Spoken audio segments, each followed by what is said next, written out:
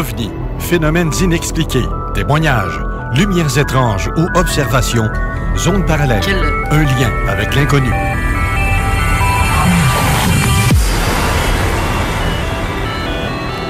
Visitez notre site web à l'adresse www.zoneparallèle.com.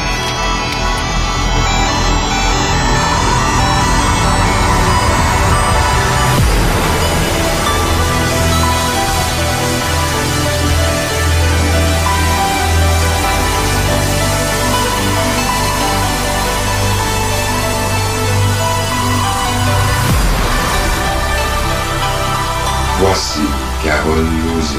Bon samedi à vous tous et toutes et bienvenue dans la zone parallèle. Jean-François est aujourd'hui en mission parce que il y a un cas de RR3, RR1, RR2 et peut-être de lumière nocturne. Donc, c'est peut-être une rencontre rapprochée, un contact versus un être humanoïde, et etc., etc. Il va nous en parler un peu plus la semaine prochaine. Excusez. Mais pour l'instant, en studio, j'ai Alain avec moi. Bonjour, Alain. Bonjour. Oh, ton micro n'est pas ouvert. Commence-moi donc ça, va. Bon matin, Carole. Aujourd'hui, nous allons survoler dans une zone très étrange. Alors, asseyez-vous confortablement et attachez votre ceinture parce qu'on va traverser une zone de turbulence. Et ça va être assez spécial comme émission, je vous dirais, parce que très spécial, en fait. Aujourd'hui, nous allons parler humanoïdes, autrement dit, des êtres non humains en apparence, pour pas dire extraterrestres, parce que pour les habitués qui appellent ça comme ça, mais en fait, il n'y a rien qui confirme que ces êtres-là viennent tous d'ailleurs. Fait que moi, je préfère le terme humanoïde. Des apparitions d'humanoïdes, il y en a partout dans le monde, en fait. Juste dans mon secteur, en Beauce, en Bellechasse, Port-Neuf, Le Binière, on reçoit plusieurs témoignages de gens qui racontent avoir vu des êtres ou des portes dimensionnelles. Mais un des cas qui me rend perplexe, c'est celui d'un enfant de 4 ans. C'est l'âge qu'elle avait à cette époque-là, cet enfant-là. Elle disait avoir un ami que tous croyaient être un ami imaginaire puisqu'il n'y avait pas d'enfants qui habitaient dans le secteur parce que c'est dans le fin fond d'un rang. Donc, il y a peu de maisons dans cette région-là. Et l'enfant disait souvent avoir des conversations avec son ami sans bouger ses lèvres, donc par télépathie. Et au début, elle disait que son ami parlait dans une langue qu'elle ne comprenait pas. Fait qu'après quelques jours d'affilée comme ça, où l'enfant disait tous les soirs qu'elle devait sortir pour jouer avec son ami qu'elle appelait Memfrey. Donc, parce que c'est lui qui lui a dit qu'il s'appelait Memfrey. Puisque Memfrey l'attendait dehors pour jouer, comme qu'il se disait souvent, en fin de compte. Mais sauf que le problème, c'est que il lui disait pendant qu'il était dans la maison, fait qu'il l'entendait dans sa tête. Elle l'entendait dans sa tête lui dire « Viens me rejoindre, je suis dehors ». Donc, la grand-mère qui s'occupait d'elle pendant les vacances, elle lui a demandé de décrire son ami à un moment donné parce qu'elle trouvait ça quand même assez étrange. Et c'est là que ça devient intriguant parce que, en fait, l'enfant disait que Memfrey était un être d'environ de la même grandeur qu'elle, environ 1 mètre de haut, pas de cheveux, avec un air vieillot, comme un vieux monsieur. Et la petite fille était gênée de dire à sa grand-mère, « Mamie, tu vas pas être contente parce que Memfrey, il est tout nu. » Et là, la grand-mère a fait comme, « Ouais, un peu, là. Il y a un méchant problème. » Et elle a demandé de faire une description un petit peu plus intense de ce Memfrey-là. Et l'enfant lui a répondu, à 4 ans, je vous rappelle, elle n'a que 4 ans. Et elle a dit, regarde, mamie, ce Memfrey, il n'est pas capable de sauter à la trampoline parce qu'il y a de grands pieds avec 3 orteils seulement. Il y a 3 doigts dans chaque main. Et quand il rit, il met sa main au visage et on voit ses 3 doigts. Il y a une petite bouche. Il y a une vieille peau à tatiner, comme elle laisse sous-entendre. Et elle confirme qu'il lui parle sans bouger ses lèvres. Donc, c'est assez venant d'un enfant qui n'est pas sali par toutes les informations qu'on peut voir sur Internet ou à la télévision. Il n'y a aucune bande dessinée avec ce genre de personnage-là que l'enfant décrit. Et c'est là que c'est assez inquiétant et intriguant. C'est jusqu'à aller qu'à un moment donné, le chien a demandé à sortir à l'extérieur. Le chien, ils ont un gros chien, genre de Golden Retriever, et le chien est sorti. Et lorsqu'il a tourné vers le coin de la maison pour aller vers l'arrière, où est-ce que l'enfant jouait avec Memphis, le chien a revenu en hurlant. Il est revenu en hurlant dans la maison. Et il grattait dans la porte et il continuait de hurler à c'est épouvantable. Et il a monté au 3e étage. Il est allé se cacher sous un lit au 3e étage. Si le chien a eu un tel comportement, là, ça aussi, c'est assez intriguant. Puis, faits étranges aussi, c'est que cette dame-là avait plusieurs chats sur son terrain. Ils n'en ont retrouvé que 2 sur 11 ou quelque chose comme ça. C'était... et les chats ont été retrouvés avec toutes décapités dans le fin fond de la terre. Mais il faut que je dise aussi, c'est qu'il y a un grand champ et c'est boisé à l'extérieur, un petit peu plus loin.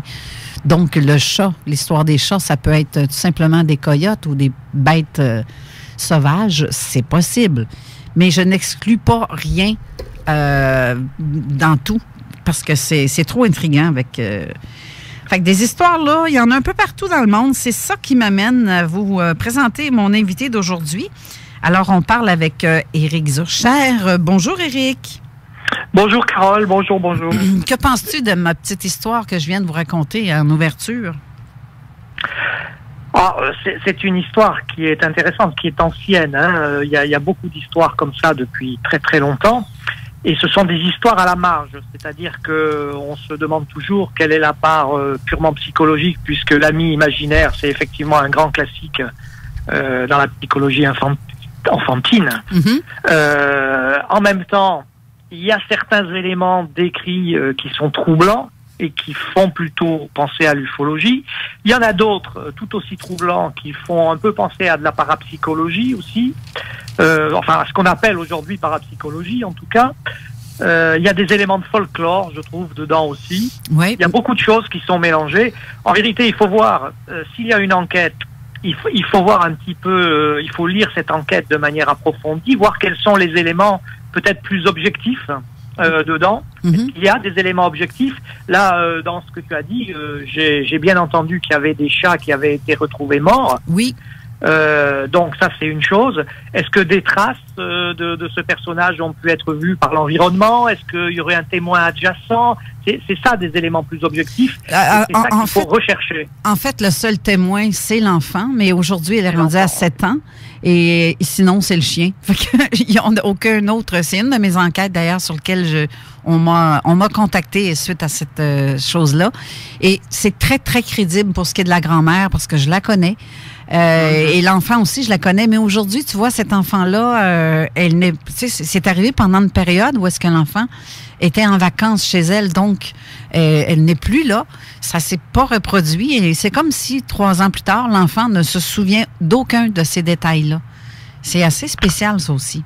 Oui, ce sont des cas vraiment très spéciaux. Hein. On retrouve certains éléments dans ce qu'on appelle les abductions, hein, aussi, où il n'y a pratiquement jamais de traces et de témoins adjacents non plus. C'est très rare, ça existe, mais c'est vraiment très rare. C'est peut-être même pas 1%. Voilà. C'est pas le cas pour les RR3. Hein. Les rencontres du 3e type mettant en œuvre des humanoïdes, généralement, ont une proportion assez élevée de témoins multiples, à peu près un tiers. OK. Si on ajoute les témoins adjacents, on peut monter à 40%, ce qui est énorme quand même. Oui, mais là, dans ce cas-ci, c'est seulement qu'un témoin, c'est un enfant de 4 ans. Oui. Mais... c'est pour ça que ces cas sont à la marge. Voilà. Oui, c'est ça, c'est pas évident. Il faut s'y intéresser, mais voilà. Et ça manque un peu d'éléments objectifs, d'après moi. Mais c'est quelque chose dont on a l'habitude en ufologie, hein, de toute façon. On se bat sans arrêt contre ça. Effectivement. Il faut dire qu'on arrive souvent après coup aussi. Effectivement. Voilà. Je ne sais pas si... oui. Éric, est-ce que tu as vu passer, il y a eu un article qui a été écrit par le professeur Silvano P. Colombano. C'est un informaticien au centre de recherche AMES de la NASA, diplômé en biophysique. Il soutient que les extraterrestres sont déjà peut-être parmi nous. Ça a été comme rendu public sur un article par... un petit peu, l'article, je l'ai mis en commentaire sous le poster de mes invités d'aujourd'hui. Si je ne me trompe pas, Alain, tu vois-tu, je pense que c'est le CNews qui avait fait cet article-là. En fait, Et c'est dans la section espace quand on arrive sur le site. Je ne sais pas si tu le vois, Alain, sur le... Non? Bon, je vais aller le voir tantôt. Bref, ça, c'est quand que le Oumuamua est arrivé. Je pense qu'il y a beaucoup d'articles de ce genre-là. Et lui, c'est justement un biophysicien qui travaille pour la NASA. Il affirme que c'est possible que les humains ont toujours cohabité avec des êtres d'un autre monde ou des extraterrestres, mais moi, j'appelle plus ça des extraterrestres. S'ils habitent, ils cohabitent avec nous déjà, ça vient pas d'ailleurs. C'est comme, ça fait partie des meubles. C'est des humanoïdes. Oui, bien sûr. On est quand même dans un domaine où il faut faire attention. Alors, j'entends, alors je connais pas ce scientifique, je connais pas son article ou son étude. Ce n'est pas nouveau non plus. J'ai rencontré assez fréquemment des gens qui prétendaient cela, y compris des espèces de contactés ou des gens qui avaient eu une vision à un moment donné et qui pensaient que effectivement on était déjà infiltré par des êtres extraterrestres.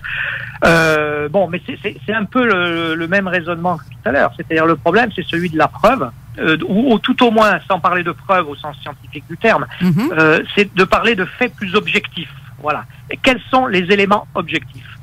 Par exemple, je prends souvent le parallèle avec l'histoire des MIB, oui. Men in Black. Il y a quand même aujourd'hui beaucoup de gens qui ont eu affaire à ces gens-là. Je te cache pas que j'ai été assez sceptique pendant longtemps. Et puis il se trouve qu'un ami proche a été témoin d'une histoire comme ça. Et puis qu'il y a eu d'autres affaires aussi. Enfin, en lisant le bouquin, tu en verras quelques-unes. Et ce qui fait que je suis un petit peu revenu sur ma façon de voir les choses. Je pense aujourd'hui que ça fait partie peut-être intégralement du phénomène OVNI dans les rencontres rapprochées. Mais là encore, on a des témoins qui ont vu ces gens pour le moins bizarres disparaître sur place, carrément, ou partir dans une impasse dont il était impossible de s'échapper, et ils ont couru dans l'impasse et il n'y avait plus personne, tu vois. Donc il y a quelque chose qui nous échappe dans cette histoire et qui nécessairement nous met à la marge par rapport à ça. Enfin, c'est le cas qui est à la marge par rapport à nous plutôt. D'ailleurs, on pourrait voir les choses comme ça. Ce qui est certain, c'est qu'on n'a pas vraiment de preuves à l'heure actuelle. C'est pour ça que dans le livre, je n'en parle pas trop parce que j'ai préféré me concentrer sur des rencontres rapprochées du troisième type où là, on avait un petit nombre d'éléments de preuves, c'est-à-dire des traces au sol, des traces sur l'environnement, des témoins multiples, des témoins adjacents, parfois des détections de radioactivité, des choses comme ça. Là, on a un petit pourcentage d'éléments que je nomme objectifs qui permettent d'avoir une assise un petit peu plus fiable, disons. Voilà, je dirais les choses comme ça. Okay. Mais c'est intéressant quand même, bien sûr, il faut le prendre en compte. Là, je vais faire un petit quelque chose parce que je t'ai comme à peine présenté, en fait. Mais tu es l'auteur d'un magnifique livre qui est Les apparitions mondiales d'humanoïdes. Tu es l'un des créateurs du Centre de recherche ufologique niçois, le CRUN, C-R-U-N, qui est l'une des plus vieilles associations françaises encore actives en Europe. Tu es aussi diplômé en histoire ancienne et en histoire de l'art. Et le monde de l'ufologie ne connaissent pas tous Éric Zurcher, mais je sais qu'en Europe, il en est autrement parce que tu es considéré comme un des meilleurs connaisseurs en la matière. Alors, on va te présenter un peu plus à nos auditeurs pour qu'ils sachent à qui qu'on a affaire ce matin. Donc, tu es un professionnel, en fin de compte. Et c'est un peu ça, hein? Hey, dis-moi, Éric. Oui, si on veut. Enfin, je récuse ce terme, mais disons que je m'intéresse à ça depuis longtemps. Exact. Que je connais un peu la partie, oui. Ben, c'est ce qui fait que tu en connais pas mal plus que ben des gens et tu as fait beaucoup de recherches parce que ton livre, là, c'est une vraie bombe. Je le peux l'assurer. Ça va être vraiment quelque chose de... Mon Dieu, comment est-ce qu'on appelle ça, donc? Ça va devenir un livre que ça va être nécessaire pour tous les ufologues à savoir, parce qu'il y a des cas un peu partout dans le monde et on en a retrouvé beaucoup du Canada même dans ton livre, dont un des miens. Oui. En plus, j'ai resté surprise de voir qu'on parlait de zones parallèles dans le livre. Mais je comprends, j'ai compris aussi pourquoi avec le cas qui est similaire que vous avez eu aussi dans le même secteur en Europe. Mais Oui. en fait, c'est ça. Mais dans ton livre, on parle de cas mondial d'humanoïdes, mais on y trouve des cas qui datent de 1944 et à ce jour. Mais les cas de 1944, t'as pêché ça où? Ah, eh bien, alors il faut savoir que je m'intéresse depuis 50 ans à ce problème des rencontres du troisième type pour des raisons très très précises. Hein. Donc, en travaillant dessus, tu commences par faire des statistiques, par exemple, pour avoir une vue d'ensemble. Mais pour faire ça, il te faut un échantillonnage. Et pour avoir l'échantillonnage, il faut avoir accès à des catalogues mondiaux Ouais. ou locaux ou par pays. Et ça, c'est là que les ennuis commencent, parce que c'est pas toujours facile, mis à part la barrière de la langue, hein, bien sûr, mais c'est pas toujours facile. Une fois que tu arrives à avoir accès à ces catalogues, tu t'aperçois qu'il existe énormément de cas, et énormément de cas n'ayant rien à voir avec le sujet d'ailleurs. Hein, voilà. Alors il faut procéder à un tri en quelque sorte, et puis il faut mettre en place un protocole de sélection. Et une fois que tu as fait ça, tu t'aperçois qu'il te reste à peu près entre 6 et 7 000 cas, disons. Voilà. Mais ton protocole de sélection va justement trier les cas en fonction de leur degré de fiabilité, d'une part, et de l'information qu'ils transmettent, d'autre part. Donc, à partir de là, tu as accès nécessairement à des cas sur toute la planète, parce que le phénomène est mondial, bien entendu, et si l'ufologie telle qu'on la connaît aujourd'hui commence médiatiquement dans les années 47 avec l'observation de Kenneth Arnold qui est bien connue, en vérité le phénomène était déjà là dans l'entre-deux-guerres. Donc on a quelques cas peu nombreux mais qui existent dans l'entre-deux-guerres à partir des années, par exemple il y a un cas en Pologne vers 1927 qui paraît bien être un cas lié à l'ufologie. Il y en a un en Écosse en 1930, etc. Moi-même, j'ai enquêté sur un cas qui n'était pas une RR3, mais une RR2, qui a laissé des traces au sol en 1930, etc. Mais disons que sur le plan de l'information, ça commence effectivement à apparaître en Europe occidentale pendant la guerre, la Seconde Guerre mondiale, et plutôt en zone occupée, du côté de l'Europe de l'Ouest, tu veux, hein, bien qu'il y ait des cas en Pologne aussi. Et c'est là que les premiers cas arrivent. Alors il faut quand même mettre un bémol. Ces cas vont être révélés après-guerre, parce que sur le coup, les gens n'ont pas compris ce qu'ils ont vu. D'ailleurs, il n'y avait pas de cadre conceptuel vraiment. Donc ils n'ont pas compris ce qu'ils ont vu. Et ils l'ont interprété en fonction de ce que leur culture du moment permettait. Et en plus, ils n'avaient personne à qui parler, surtout en temps de guerre. Donc ces cas sont donc apparus après-guerre. Mais ils sont intéressants. Tu as des cas qui apparaissent dès 1943 en Italie, en France, 44 aussi. 44 est une année dont on se rend compte aujourd'hui que tu as 4-5 cas dans toute l'Europe assez sérieux, assez solides qui apparaissent, où les témoins souvent vont prendre ces objets pour des armes secrètes nazies, y compris dans la campagne, ce qui prouve que les nouvelles allaient vite. Voilà. Et donc, dès la fin de la guerre, tu vas voir apparaître des cas comme ça, à droite, à gauche, toujours en Europe ou dans le monde, qui sont aujourd'hui assez oubliés, il faut bien dire, mais qui sont quand même très très importants parce qu'il s'agit de cas prototypes. C'est-à-dire que tout ce qu'on connaît aujourd'hui de ces mécanismes de l'ufologie sont déjà présents d'une façon ou d'une autre dedans. Le rayon qui paralyse, par exemple, des choses bizarres qu'on n'a pas trop compris à l'époque, comme des objets qui rapetissent, par exemple, des espèces de phénomènes lumineux en cloche, d'une lumière qui paraît quasiment solide. Alors aujourd'hui, tous les ufologues qui ont un petit peu travaillé connaissent ça, mais à l'époque, ces cas, la plupart du temps, ont laissé des traces, souvent visibles très longtemps, qui ont été photographiées, dont on a fait des relevés de plans. Et donc, c'est comme ça que ça commence, en fait. Ça commence à bas bruit. On va s'en rendre compte après coup. Et petit à petit, dans les années 50, tout ça va monter en puissance progressivement.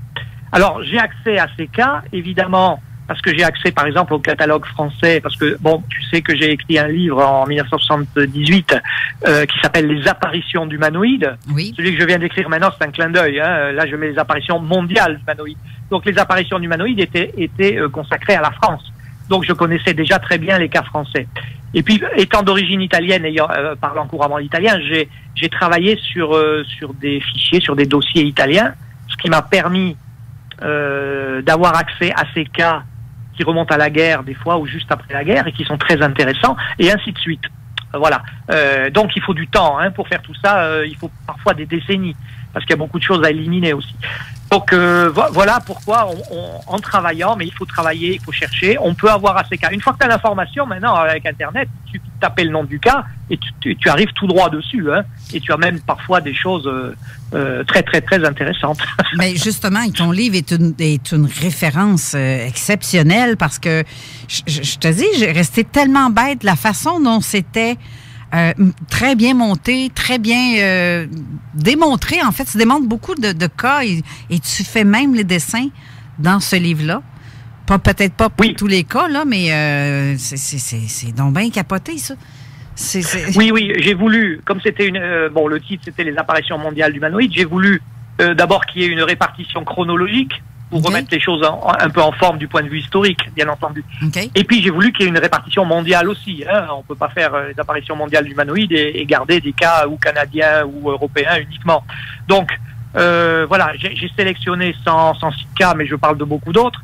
Et j'en ai à peu près entre 3 et 400 qui sont recevables. Voilà. Ce qui fait entre 4, un peu plus de 4%. En fait, quand tu fais des statistiques là-dessus et que tu sélectionnes les cas pour leur crédibilité, pour l'information qu'ils transmettent, etc., pour les sources aussi, ce qui est très important, eh bien, tu te rends compte que tu aboutis toujours au même résultat. Que ce soit pays par pays, par zone, genre l'Europe, l'Amérique du Nord, etc., ou au niveau monde, c'est toujours la même chose. Il y a entre 4 et 8% de cas qui sont recevables. Mais qu'est-ce qui fait que, excuse-moi, je viens de te couper, mais qu'est-ce qui fait que tu rejettes un cas?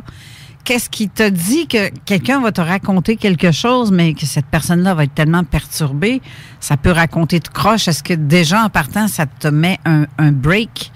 Dans le sens ça te stoppe l'ouverture d'esprit sur ce côté-là? Ou comment tu... Alors, oui? Alors, c'est assez simple. Enfin, c'est simple. Une fois que tu y es passé, c'est simple. Mais pour quelqu'un qui l'aborde, ça l'est pas du tout. Alors, il y a des modalités du protocole de sélection. Deux modalités que tout le monde peut comprendre, c'est que d'abord, il doit y avoir une enquête, et c'est pas toujours le cas. Donc, qui dit enquête, dit information. Ça, c'est la première chose. Est-ce qu'il y a une enquête? Est-ce qu'il y a un document, papier ou numérique, où tu peux te référer, où tu peux appréhender le cas? Deuxièmement, il y a autre chose de très important, c'est qu'il faut pouvoir tracer les sources. Ça, c'est une marotte d'historien, mais là, ça sert vraiment. Il faut savoir qui a vu quoi, qui a dit quoi, et surtout, qui a transmis quoi. En faisant comme ça, crois-moi, tu en apprends beaucoup. Et ça te permet d'éliminer certains cas qui ont été purement fabriqués par des sectes, notamment, parce que avec le métier, tu sais, quand tu sais qui a transmis quoi, tu sais à qui tu as affaire. Et donc là, moi, les cas produits par les sectes, je les élimine systématiquement. Ensuite, il faut savoir... Même si ça peut être vrai. Je prends pas ce risque. Parce que c'est un risque calculé, si tu veux. Je veux que mon échantillonnage soit le plus fiable possible. Parce que si tu fais des statistiques et que tu réfléchis sur un échantillonnage dont en qui tu n'as pas confiance, ça va pas. Donc, il y a ça. Il y a d'autres choses aussi. Il y a, par exemple, pléthore de cas qu'on appelle dans la cuisine des cas de 2 lignes. C'est-à-dire, je te donne un exemple. 1952 Chili, un petit encart dans un journal, dans une feuille de chou locale. Un paysan a vu un objet atterrir dans son champ et 2 êtres en sortir. Point barre. C'est tout. Qu'est-ce que tu fais d'un cas pareil? Pas d'enquête, rien. Automatiquement, tu mets entre parenthèses. Ça ne veut pas dire que c'est faux, mais tu mets entre parenthèses. De toute façon, il n'y a pas d'information. Parce qu'en fait, non, c'est sûr, mais la personne doit être capable de le décrire, ces 2 êtres-là qui sortent d'un champ. Mais? Exactement. Mais il n'y a pas eu d'enquête. OK. Mais en même temps, ces personnes-là, tu sais, il y en a beaucoup que c'est du fake, je comprends là, qu'il y a ça aussi. Il y a beaucoup de fake qui circulent et les gens veulent tester aussi les enquêteurs et ils font... c'est ça. Ils font des faux cas pour voir comment ça va être traité. Donc, c'est assez pas évident. Mais non, c'est pas évident. Mais par exemple, j'ai éliminé un cas québécois, je te le cache pas, qui était très bien structuré. Alors lui, il y avait de l'information, il y avait tout ce qu'il fallait, hein. Et puis en lisant, bon, j'ai un peu l'habitude quand même, hein, j'ai vu que le témoin connaissait quand même très bien le phénomène OVNI et même certains aspects peu connus du grand public. Donc j'ai pris mes renseignements et puis figure-toi que le cas a été déposé en anonyme sur un site dédié qui prend les cas anonymement. Okay. Autrement dit, c'est un récit dont on ne peut absolument pas savoir si c'est un montage, de la désinformation, un fake. Ça peut être n'importe quoi. Tu m'intrigues, là. Dans ce cas-là, je ne prends pas. Tu m'intrigues? Oui. Donne-moi donc un indice à savoir c'est quel, peut-être que je le connais. Si tu veux. Oui. Général, le cas est très bien, hein. Il est très bien, le cas. C'est très bien monté? Mais non. Ça, c'est le métier. OK. Donc, on ne peut pas le dire en ondes parce que pour ne pas détruire une réputation d'un enquêteur ou c'est parce que c'est le... Ah non, mais il n'y a pas eu d'enquête. Il n'y a pas d'enquête. Okay. C'est ça le problème. OK. C'est ça le problème. S'il y avait eu une enquête, pas de souci. Mais là, il n'y a pas eu d'enquête. C'est juste un témoignage anonyme déposé sur un site dédié. OK. Voilà. Oh, puis on sait que ça vient du Canada, donc on ne sait pas... Donc, pas de source, pas d'enquête, rien. Alors, c'est un choix après, hein, c'est un choix, effectivement. Mais moi, je mets entre parenthèses, je ne prends pas. OK. Alain, il y a une question, je pense, pour toi. Oui, Éric, si la personne, tu dis tu prends le cas ou pas, si la personne, il y a enquête, mais il n'est pas enquêteur, est-ce que tu prends le cas quand même si le gars n'est pas enquêteur? Comment ça? Si la personne décrit ce qu'elle a vu? Oui, c'est ça. Mais qui ne fait pas partie d'une équipe X, tu veux dire, Alain? C'est ça. OK, mettons quelqu'un qui est un wannabe enquêteur, on va appeler ça comme ça, là. Quelqu'un qui s'intéresse au phénomène, qui c'est un amateur, mais qui dénonce, pas qui dénonce, mais qui prend une enquête sans être vraiment enquêteur. C'est ça ta question, en fait? Oui, c'est ça. Alors, non, s'il y a un enquêteur, moi je mets pas des labels d'enquêteur, personnellement. Si quelqu'un a fait l'enquête et donne son avis argumenté et motivé sur ce cas, ce qu'il est censé faire en tant qu'enquêteur, je n'ai pas de problème avec ça. Okay. En revanche, un cas anonyme, sans enquête, où il y a des éléments qui me paraissent quand même un peu suspects, même beaucoup suspects, je prends pas. Ça ne veut pas dire qu'il est faux, hein, mais je mets entre parenthèses, je ne peux pas prendre ça dans l'échantillonnage. Parce que si on multiplie ce genre de choses, il va arriver un moment où tu te demandes les résultats que tu obtiens, ne serait-ce que sur le plan statistique, qu'est-ce qu'ils valent? Il faut que tu sois relativement sûr quand même de ton échantillonnage. Et c'est pour ça qu'on tourne entre 4 et 8%. Moi, personnellement, je tourne à 4-5%. Je suis assez sévère. Hein. Et ça donne sur 6000 cas, ça donne entre 250 et 300 cas. Ah, c'est voilà. Mon Dieu. Je les ai en tête, hein, d'ailleurs. C'est beaucoup d'élimination, ça. Oui, wow, oui, non, mais je prends mes responsabilités là-dessus. Hein. OK. Voilà. Mais en fait... Parce qu'il faut voir ce qu'on voit. Hein. Mais en fait... en fait, Alain a relevé un point assez d'actualité parce qu'il y a beaucoup de fausses équipes ou d'équipes d'amateurisme, mais qui se prennent pour des enquêteurs et qui ne sont pas vraiment sérieux. Et si on voit ça, il y a plein de pages Facebook ou plein de sites avec des supposément enquêteurs, mais en fait, ils ne font que colporter des histoires et mettre ça, ils se disent enquêteurs en ufologie. Mais en fait, ils ne sont pas, ils n'ont aucun instrument. Mais de toute manière, il y a une règle première, il faut faire très attention avec ce qui tourne en information, je dirais, de nouvelles inconnues sur les réseaux sociaux. OK, voilà. Ben oui, effectivement. Il faut faire très attention. Le cas dont je te parlais au Québec, là, il est sorti sur un site dédié et ensuite sur le réseau social. Hein. Oui, c'est ça. Il n'y a pas eu d'enquête, il n'y a jamais eu d'enquête, et tu retrouves ça dans des catalogues. Donc, il y a même des cas dont je sais que c'est des faux qu'on trouve dans les catalogues. Donc, il y a vraiment intérêt à faire attention. D'où le protocole que j'ai mis au point. OK. Là, Éric, on va devoir aller à prendre une petite pause de quelques instants. Oui. Mais reste en ligne parce qu'on a encore plein de questions à te poser et je veux entendre des cas que tu as reçus, que tu as écrits dans ton livre et je vais te faire la grande demande après la pause pour ce qui est de me raconter certains cas. Alors, à tantôt.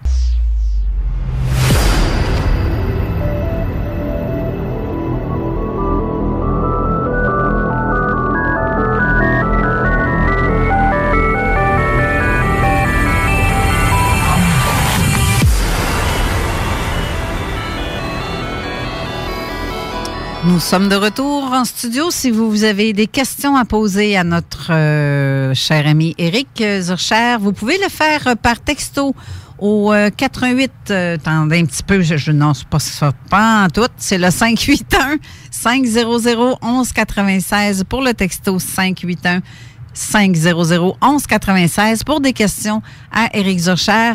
Et sinon, vous pouvez aussi écrire vos commentaires ou vos questions sous le poster de l'invité d'aujourd'hui. Alors, Éric, tantôt, on parlait d'histoires que tu as écrites. Ben, que tu as écrit, on va dire histoire, là, mais en fait, c'est des cas sur lesquels tu as enquêté. Oui. Il y en a un que tu as fait, que tu as écrit justement, qu'on retrouve à la page 56. C'est un cas qui vient de Beau-Soleil, en France. Ça date de 1951. C'est une enquête sur laquelle tu as travaillé. C'est comme un œuf volant. Tu peux-tu me parler un peu de ce cas-là? Parce que je l'ai trouvé assez spécial, ma foi. C'est en plein jour, en plus.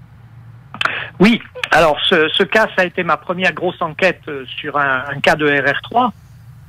J'ai eu la chance en 1976 de rencontrer avec quelques amis d'Ukraine le dernier témoin survivant, c'était une femme, du trio qui avait fait cette observation, et qui est extraordinaire par bien des côtés. Okay. Donc on est à l'été 1951 à Beau-Soleil. Effectivement, alors Beau-Soleil, pour les amis québécois, c'est une toute petite ville, on va dire, ou un bourg à l'époque, qui jouxte Monaco, dans les Alpes-Maritimes, sur la Côte d'Azur. Voilà. Donc, ces amis, ils étaient 3, ils allaient, à l'époque, si tu veux, la mairie, inviter des itinérants qui faisaient des pièces de spectacle, de théâtre, en plein air. Ils arrivaient comme des forains, si tu veux, la journée, et puis ils tendaient les bâches, et puis ils mettaient un strapontin, et ils faisaient leur pièce là-dessus. Et les gens venaient le soir assister à la représentation. Okay. Alors il faisait effectivement encore jour, parce qu'on était probablement au mois de juillet. Vu l'heure, autour de 21h, c'était juillet.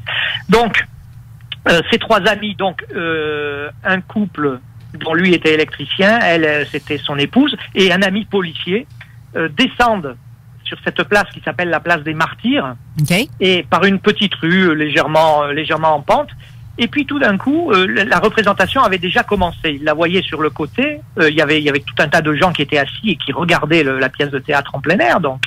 Et puis tout d'un coup, ils voient quelque chose qui les étonne beaucoup, une espèce d'objet qui se tenait pas très haut, à peut-être 5 mètres au-dessus du sol, ce qui est vraiment pas beaucoup. Okay. Cet objet était pas très grand non plus, il faisait à peu près 2,50 mètres d'envergure. Mais alors, ce qui était vraiment très étonnant, c'est qu'il était, c'était comme un œuf, si tu veux, une forme totalement ovoïde, et totalement transparente, intégralement transparente. Donc, il y avait pas, ça peut pas être un aéroglisseur, là. Donc, si c'était transparent. Non. C'était totalement silencieux. On ne voyait aucun système de propulsion. Et en s'avançant, il voit qu'il y avait il y avait 2 êtres en combinaison claire, dont un leur a semblé barbu ou avoir quelque chose autour du cou. Le premier qu'ils ont vu, ils étaient côte à côte, si tu veux. Et ils avaient l'air de regarder la pièce aussi. C'était ce qui est assez extraordinaire. Okay. Et personne s'était aperçu de rien. Donc ils s'approchent, et puis finalement, ils arrivent à quelques mètres. Et là, ils comprennent qu'il y a quelque chose qui va pas vraiment, quoi. Jusque-là, il s'était dit, bon, c'est peut-être un ballon, une animation, quelque chose. Et alors, ils se mettent à hurler pour attirer l'attention des gens.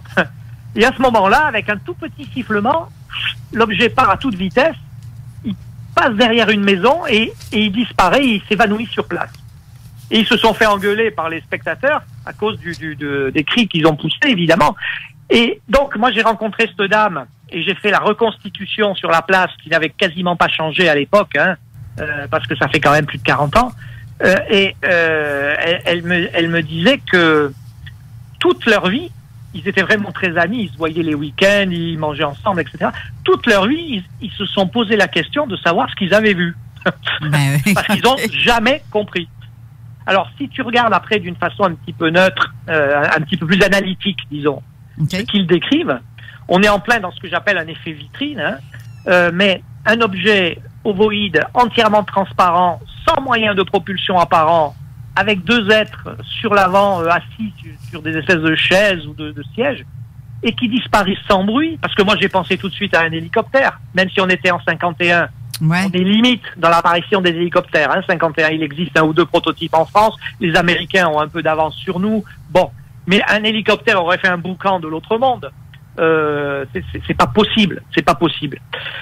Donc voilà, ça c'est le cas de Beau Soleil, qui est un cas vraiment étonnant.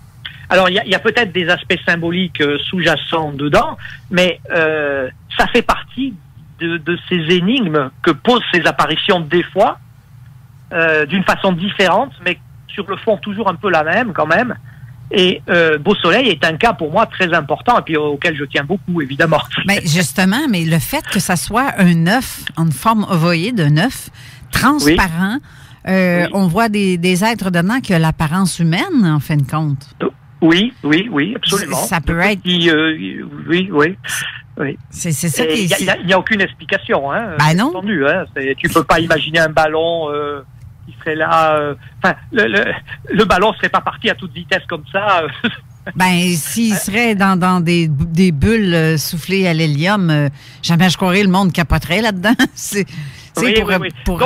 Donc, tu vois, tu as ce problème. Alors, quand tu travailles sur beaucoup de cas, tu t'aperçois que ce genre de problèmes, ils sont récurrents, bien entendu, et que ça te conduit petit à petit à faire attention au premier degré, si tu veux. Moi, je pense que ces cas peuvent être pris au premier degré, la preuve étant qu'ils laissent des traces, qui sont souvent matérielles, etc. Mais il y a probablement des degrés qui nous échappent. C'est beaucoup plus complexe que ce qu'on pense depuis le début. Mais des cas comme celui-là... Il y a des choses qui nous échappent là-dedans. Il ne faut jamais perdre de vue cet aphorisme d'Einstein qui concerne l'épistémologie. Nous ne pouvons observer que ce que la théorie nous permet d'observer. Mais des cas comme celui-là, est-ce que tu en as revu d'autres ailleurs? Mais il y en a des dizaines et des dizaines et des dizaines. Comme celui-là, avec un œuf transparent? Ben, non, pas avec un œuf transparent, mais avec un objet soit entièrement transparent, soit semi-transparent. C'est ce que j'appelle des cas à effet vitrine. Il y en a, c'est la catégorie la plus répandue. Ah ouais. La plus répandue. Et de loin, il n'y a pas photo. Hein. Ben, en tout cas, je ne sais pas chez vous ou dans votre secteur, mais ici, on n'a jamais... En tout cas, moi, personnellement, je n'ai jamais eu de cas semblable à celui-là. Je suis restée ébahie, sans mots, quand j'ai vu... parce que la photo m'a attirée quand j'ai ouvert le livre. Puis j'ai fait, faut que je lise ça. Et c'est drôle parce que Gilles Thomas me dit, si tu veux le faire parler d'un cas spécial, demande-lui de parler de celui-ci. Puis c'est drôle parce que ça m'a vraiment attiré. Et il y a de quoi. L'œuf est déjà quelque chose de très symbolique. Quelqu'un comme le grand spécialiste français de la mythologie et du folklore, c'était Henri d'Hontanville. Okay. Il a écrit quelque chose dans un livre qui est consacré au folklore de la France et de l'Europe du manière générale. Il a écrit 48 pages, je crois, sur la symbolique de l'œuf. Okay. Mais il y a beaucoup de cas comme ça, beaucoup. Regarde le cas de la Réunion de la plaine des Cafres. On est face à une forme d'œuf un petit peu plus allongée, avec des espèces de piédestals dessous, mais on est encore dans cette catégorie de l'effet vitrine. En France, il y a eu beaucoup de cas mais c'est pas toujours un œuf, hein, aussi. Ça peut être une sphère, ça peut être carré même, ou rectangulaire. Et vous avez un cas comme ça au Canada, c'est le cas de Roswell, dans l'Alberta, où l'objet était c'est une espèce de porte, mais posée sur le côté, entièrement... avec une vitrine devant, finalement, quoi. c'est un cas en effet vitrine, ça c'est sûr, c'est sûr. Et il y a d'autres cas, y compris au Canada, comme ça. OK. Tu en trouveras à la fin du livre, je consacre un chapitre à ça, et je montre plein de cas que j'ai pas retenus dans le livre pour faute de place, mais j'ai fait 3 planches, je crois, et il y en a donc 3 x 6, 18, où on voit ce que ça peut être, ces cas, et il y en a beaucoup. Donc, c'est même les principaux. Statistiquement, je pense qu'ils sont à plus de 60%. Okay. C'est énorme. Donc, ça conduit à t'interroger sur plusieurs niveaux d'interprétation possibles. Voilà ce qu'on peut dire. Okay. Au minimum.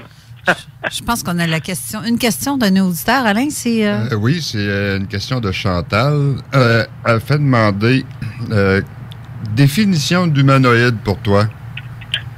Alors, est-ce qu'il y a une... J'ai pas bien compris la question. Est-ce qu'il y a une sorte de... C'est quoi ta définition à toi? C'est plutôt basique comme question, là, comme elle écrit, mais ta définition à toi d'un humanoïde?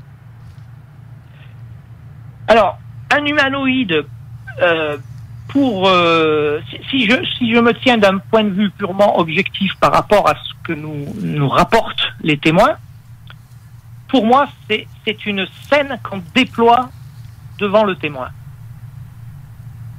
Une scène, attention, faut pas imaginer que c'est du cinéma au sens où on l'entend nous. La preuve en est que ce phénomène laisse des traces, et y compris les humanoïdes laissent des traces des fois. Donc c'est un peu plus compliqué que ça, mais tout indique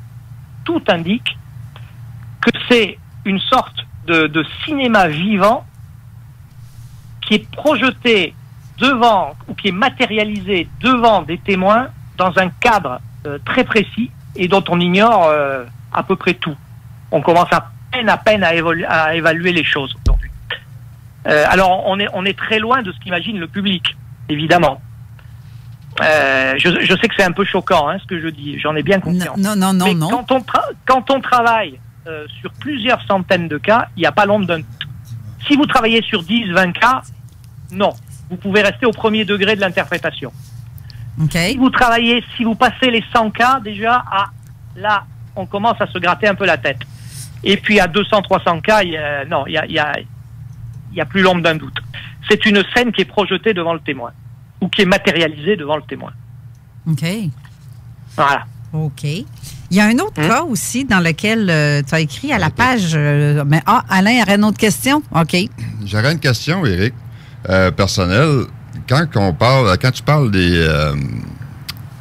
en forme d'œuf semi-transparent, transparent, est-ce que ça peut porter, au lieu d'un vaisseau ou véhicule non identifié, est-ce que ça peut porter à avoir une genre de porte dimensionnelle?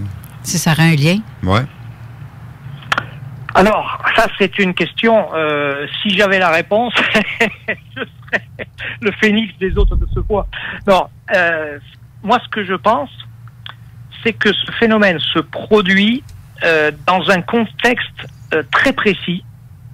Alors, il faut avoir lu le livre et dire ce que j'avance, et voir un petit peu réfléchir sur ce que j'avance à la fin. Votre question renvoie à un certain nombre de problématiques qui sont pas spécialement nouvelles, qui remontent aux années 70, au milieu des années 70, où on s'est aperçu que ce phénomène était réellement élusif. C'est-à-dire que jusqu'à cette période-là, on réfléchissait d'une manière, toujours l'histoire de la théorie, on réfléchissait d'une manière très anthropocentrique, c'est-à-dire, c'était un peu comme nos avions, nos fusées, ça venait, ça se posait, il y avait des êtres qui en sortaient, et puis ça partait, mais tôt ou tard, il y aurait un contact plus prolongé, tôt ou tard, il allait se passer quelque chose, on arriverait à capturer quelque chose, ou des choses beaucoup plus sérieuses du point de vue objectif. Mais il suffit de regarder le début et surtout la fin des cas pour s'apercevoir que c'est pas du tout ça. Oui, parce que c'est embêtant, parce que c'est vrai que ça peut venir d'une autre dimension et comme la personne le voit, pouf, cette chose-là est rentrée dans notre dimension comme... C'est ça. Alors, le phénomène, on le sait aujourd'hui, moi j'en suis sûr à 100%, il est élusif. C'est-à-dire, l'élusivité est la plus puissante caractéristique de ce phénomène. Elle frise les 100%. Alors, qu'est-ce qu'on entend par élusivité? Oui, c'est ça. C'est la fuite systématique. Mais ça, bon, c'est pas... ça peut s'expliquer. Mais c'est la fuite jamais prise en défaut. Il est là le problème. Parce que statistiquement, dans l'ordre des probabilités, il devrait arriver des incidents, des grains de sable dans la mécanique de temps en temps. Comme une opération commando, si vous voulez. Elle peut être aussi bien préparée que vous voulez, avec tout ce qu'il faut. Et bien de temps en temps, l'histoire nous le montre, il y a un grain de sable qui se met là au milieu, et ça tourne mal. Okay. Et ceci n'arrive jamais. Ce n'est jamais arrivé. Donc, on est face à quelque chose. L'élusivité, je pense que ça relève d'une loi physique. Parce qu'on pourrait dire aussi c'est la volonté de cette intelligence. Peut-être. Okay. Mais moi, je pense que c'est surtout une loi physique. Mais... Et que cette loi, elle tient à la nature, elle est liée automatiquement à la causalité et donc au temps. Il y a un problème temporel là au milieu. Espace-temps. Ça, on m'enlèvera pas ça de l'idée. Okay. La seule explication logique et rationnelle qui puisse permettre d'expliquer ça. Oui, ben de toute façon, la science a vraiment prouvé que d'autres dimensions parallèles à la nôtre, c'est calculé, c'est sûr, ça a été... Elle pense, oui. Ouais, elle le pense, c'est pas prouvé vraiment, mais on avance de plus en plus dans cet ordre d'idées. Dans un sens... Notamment grâce à la physique quantique, que ce soit les univers, ce qu'on appelle les multivers, ou que ce soit au sens propre de la physique quantique telle que l'avait défini Everett, c'est-à-dire des dimensions parallèles se créent à chaque décision, si tu veux, ce qui est un peu difficile à comprendre. Et ça revient en grâce en ce moment, en plus, cette vision. On s'en est moqué pendant très longtemps, et là, on y revient un petit peu. C'est peut-être qu'on a pu un peu avancer sur ce plan-là. Donc, ça ressemble plutôt à ça. Moi, je pense que l'élusivité, c'est quelque chose dans ces phénomènes qui n'est pas évitable. Quoique, regarde, ça se termine toujours comme ça. Les gens vont toujours se moquer un peu parce que si tu regardes dans le temps, ils disaient qu'en l'an 2000, on allait voler, les autos allaient voler. Mais c'est pas terriblement loin de la réalité parce que quand tu regardes, pour eux autres, dans l'an 2000, c'était ça, je parle dans les années 70, là, c'est 30 ans plus tard. Vous allez voir les autres. Ben oui, les gens ridiculisaient ça. Ou ils disaient que les autos vont marcher électriques. Fait que là, les gens voyaient comme, ben voyons non, ils pourront pas aller loin, le fil. Tu sais, les gens allumaient pas que t'as pas besoin parce que c'est électrique, t'as besoin d'une corde pour te brancher, là. Et les gens ont ridiculisé ça. Mais en fait, c'est ça pareil aujourd'hui. C'est juste, il y a beaucoup de ça, de véhicules électriques aujourd'hui. Fait que les gens, je sais pas, on dirait qu'on nous prend pour des cabochons à quelque part. Mais tout est possible. De toute façon, ce qui est certain pour moi, c'est qu'il y a un problème temporel et donc lié à la causalité, qui est consubstantiel à ce phénomène. Ça, c'est voilà. On ne peut pas tourner autour du pot plus longtemps. De ça, je suis absolument certain. Alors, après, ça peut se décliner sous beaucoup de propositions, on peut réfléchir dessus, etc. Mais plus je vais dans l'analyse de ces cas, et plus je suis capable de te dire le final avant la fin. Parce que c'est toujours pareil, tout simplement. OK. On est face à une loi. Moi, j'ai une question assez... que c'était pas prévu, c'est parce qu'elle me vient de me popper dans ma tête, là. j'ai comme... Que penses-tu de la théorie aussi des intraterrestres? Parce que... Les intraterrestres, ceux qui habiteraient sous nos pieds, parce que en fait... plusieurs ont vu de ces êtres-là, comme la petite fille que je racontais en début d'émission, il n'y avait pas d'engin là dans le coin. Et pourtant, la maison est située dans un grand champ, une ferme. Il aurait fallu qu'ils marchent des kilomètres pour se ramasser à la maison sans qu'il y ait d'appareil quelconque. Tu sais, la plupart des gens, à date, que j'en ai reçu 7-8, là, à date, des gens qui voient des grands ou des petits gris, ou d'autres, mais ils ne voient pas d'engin qui vient avec. Donc, oui. Ils ont de l'air plus terriens que d'autres choses, là. Je ferai 2 réflexions à ce sujet. Oui. D'une part, sur un plan historique, dans ce qui concerne l'ancien folklore, je dirais. OK. Il y a énormément d'êtres qui sont censés habiter dans la terre, dans les grottes notamment, et beaucoup d'êtres qui émergent comme ça des grottes. OK. Bon, ou de la terre. Inversement, on a vu le phénomène OVNI des fois, là je ne parle pas spécialement des RR3, hein, mais le phénomène OVNI d'une manière générale, on l'a vu parfois lâcher des boules qui sont rentrées dans la terre, on l'a vu rentrer dans des montagnes en granit, on s'est imaginé qu'il y avait c'est de là que vient cette histoire de base souterraine ou tout, on est allé voir, il n'y avait rien du tout. Bon, ça c'est une vieille histoire. D'accord? Donc ça c'est la première chose. Après, sur le plan intraterrestre, bon, je fonctionne pas là-dessus, hein, je te le dis honnêtement. En revanche, il y a un point sur lequel je fonctionne, c'est-à-dire que moi je pense qu'on ne peut pas rejeter, bien entendu, l'hypothèse extraterrestre parce qu'elle est la plus spontanément logique, bien entendu. Donc c'est une hypothèse pour moi exogène, mais au sens large, si tu veux. Okay. Et on a affaire à quelque chose qui vient d'une zone parallèle, tiens, justement, ou d'un multivers. C'est ce que j'appelle l'hypothèse extraterrestre au sens large. Okay. Mais on oublie toujours de penser qu'il pourrait y avoir une hypothèse endogène. C'est-à-dire quelque chose qui serait beaucoup plus proche de nous que ce que l'on imagine. Exactement. Et là aussi, il faut la penser au sens large, pas au sens réduit. Moi, c'est là-dessus que je travaille, personnellement. OK, mais quand bien tu que dis... je reconnaisse que ce soit de la spéculation, hein, bien entendu. Ben oui. Et c'est pour ça que j'en parle pas dans le livre, d'ailleurs. mais en fait, au sens large, oui. Si on dit, reste, tu es à proximité de quelque chose. En fait, les dimensions parallèles, là, ça peut être à proximité bien plus qu'on pense, parce que c'est peut-être là. Je fais juste tasser mon doigt à gauche, je tombe dans une autre dimension, ou peu importe. Mais en fait...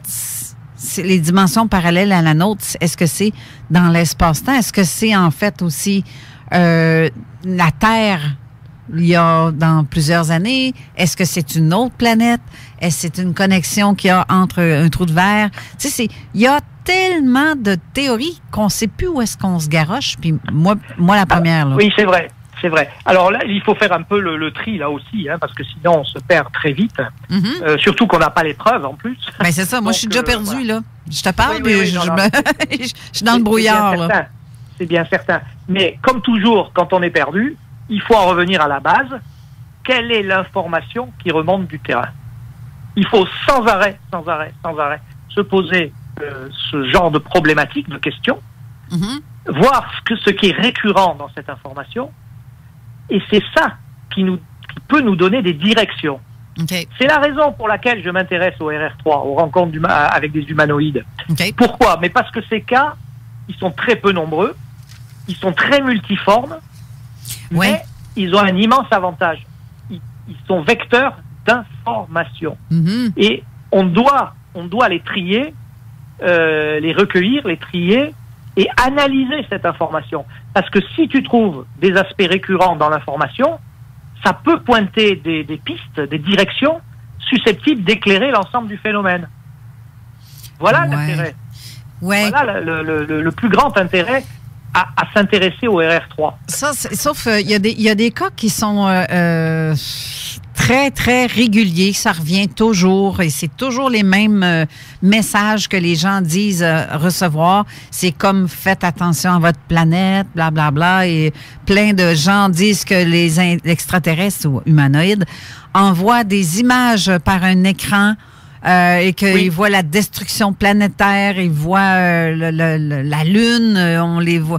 En tout cas, il y a beaucoup de témoignages de gens qui disent les mêmes messages de paix. Oui. C'est vrai, c'est très ancien d'ailleurs. C'est ancien. Dès les années 50, tu as eu des cas où ils ont mis en garde contre la guerre froide. Exact. Et notamment le risque de guerre nucléaire et d'anéantissement de l'espèce humaine. Alors aujourd'hui, ça a évolué. La guerre froide a un peu baissé d'intensité, on va dire, et c'est plutôt une catastrophe écologique qui est dans les rails, comme dans le cas de Rouvois au Zimbabwe, où les enfants, ils étaient 20 ou 30, je crois, ont vu cet être qui se baladait parmi eux et qui leur faisait des suggestions mentales, et il leur montrait par la télépathie, apparemment, puisqu'il n'a pas parlé, des images qui s'inscrivaient dans leur cerveau, de la Terre complètement dévastée sur le plan écologique. Et du coup, ils sont tous devenus, ça les a tellement traumatisés qu'ils sont tous devenus sensibilisés à l'écologie en grandissant. Des cas comme ça, il y en a quand même pas mal. Ça arrive souvent par petites vagues d'ailleurs. Okay. Voilà. Donc ça c'est quelque chose qui est intéressant aussi. Mais il faut quand même, garder une certaine distance avec tout ça, parce que là aussi, il faut que quelque chose qui va peut-être pas faire plaisir à tout le monde. Mais les ufologues qui se sont vraiment penchés sur ces dossiers depuis très longtemps savent une chose qui est un peu troublante, c'est que ce phénomène nous ment. Nous ment. Nous ment, oui. Ah oui? Il nous ment. Mais oui, il y a eu des contacts de ce style dans les années 50 où ils affirmaient venir de Mars. Ben oui, Vénus. Ben oui, mais on sait que c'est pas Mars. Ensuite, c'est devenu Titan, une des lunes de Jupiter ou de Saturne. Ah bien, oui, c'est vrai. Et puis on sait que c'est pas le cas non plus. Et ainsi de suite. Donc, il faut faire attention. On est peut-être soumis à une sorte de manipulation. Alors, je suis pas conspirationniste du tout et je cherche pas à faire peur non plus. Mais si tu veux, les faits sont les faits. Si un cas, tu le prends ou tu le rejettes. Si tu le prends, il faut toujours te poser la question, quelle est l'information contenue dedans et qu'est-ce que ça me dit? Qu'est-ce que ça dit exactement? Et ne pas faire l'autruche, ne pas mettre la tête dans le sable. Donc le phénomène, très, très fréquemment, nous a menti. Okay. On le sait aussi. Voilà. Donc ça fait partie des paramètres que tu dois inclure dans ton raisonnement, si tu veux, dans ta réflexion. C'est pour ça que plusieurs hésitent de parler des phénomènes comme Ashtar qui apparaît dans un cadre de porte et qui le grand beau sapier qui vient de dire, qui vient de flatter le beau grand blond aux yeux bleus.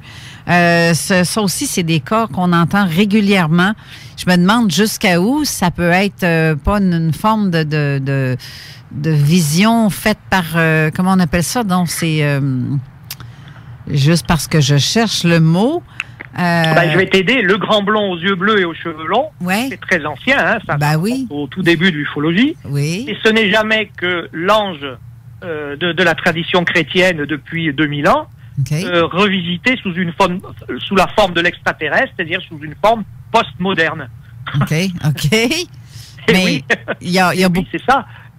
Mais comme il y en a qui vont l'appeler l'archange Michael ou Gabriel ou peu importe. Oui, okay. Bien sûr. Parce que c'est vrai qu'il y a une grande ressemblance quand tu regardes sur le site. Les sites, parce qu'il y a de l'air vraiment d'un site de bande dessinée parce que les gens n'ont que des dessins de ce type-là. Et quand tu regardes les images, c'est vrai que ça ressemble c'est le Albator des temps modernes, si on veut, ou un Avenger. Alors, parce que ça pose problème aussi, évidemment. Donc, soit tu peux dire tout ça, c'est des bêtises, c'est des cas de contactés. Bon, mais cas de contactés, bêtises. Moi, j'ai des cas où il y a des êtres blonds, effectivement, qui sont apparus. Il suffit de regarder le cas de 58 ou 59 dans les Bouches-du-Rhône. Là, le cas est très très solide. En plus, on a fait une contre-enquête dessus à l'époque. Bon, il y avait cette dame qui était témoin avec ses 3 enfants quand même. Et ça, c'est resté un quart d'heure au-dessus d'elle, ce truc-là. Il y avait une gigantesque baie vitrée avec ses personnages derrière. Bon.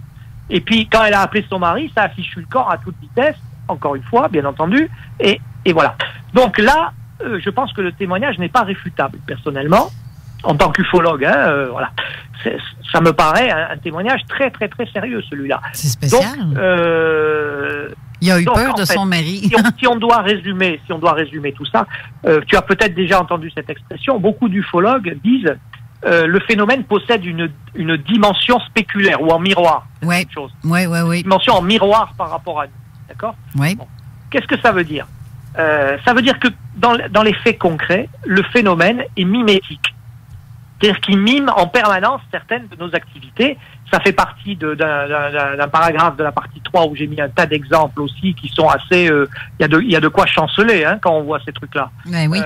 Et je ferai remarquer aussi que la première vague de l'après-guerre, c'est-à-dire la vague de 46 en Scandinavie et sur la Baltique, qui a duré quelques mois, et il y a eu à peu près 600 témoins et 400 cas. est purement et simplement une vague mimétique. Parce qu'on sort des V1 et V2 allemands, donc fin de la guerre, et on rentre dans la guerre froide. Et c'est quoi la guerre froide? C'est l'affrontement entre deux blocs qui disposent qui vont disposer de fusées, de fusées, de milliers de fusées chargées de têtes nucléaires. Ouais. Or, on voit apparaître ça, et on voit ces objets se cracher dans des lacs et se cracher sur le sol même, sans qu'on retrouve jamais rien. C'est quand même extraordinaire. Non, c'est fait bizarre, en ça, effet. C'est pas une vague mimétique, et je sais pas ce que c'est, hein. Ouais. Ouais. Et c'est la vague la mieux enquêtée de toute l'histoire de l'ufologie. C'est spécial. Pourquoi? Parce que les pays du Nord, nordiques, ont pris peur. Ils n'ont pas du tout pensé à des histoires d'extraterrestres ou je sais pas quoi. Ils ont dit, oh là, ça c'est les Russes qui ont récupéré des ingénieurs et du matériel sur les Allemands et qui sont en train de tester des fusées au-dessus de la Baltique. Les Américains ont pris peur aussi. Ils ont envoyé 2 de leurs sommités à l'époque en Suède pour superviser les travaux de recherche et d'enquête. Okay. Et finalement, ils n'ont rien trouvé, et on sait aujourd'hui que c'était pas les Russes. Éric, on va devoir retourner à la pause. Alain va avoir une question à te poser. Pas de problème. Tout de suite après, au retour, Alain va te poser nos questions. On revient. Ça marche. Ça sera pas long. À tout de suite.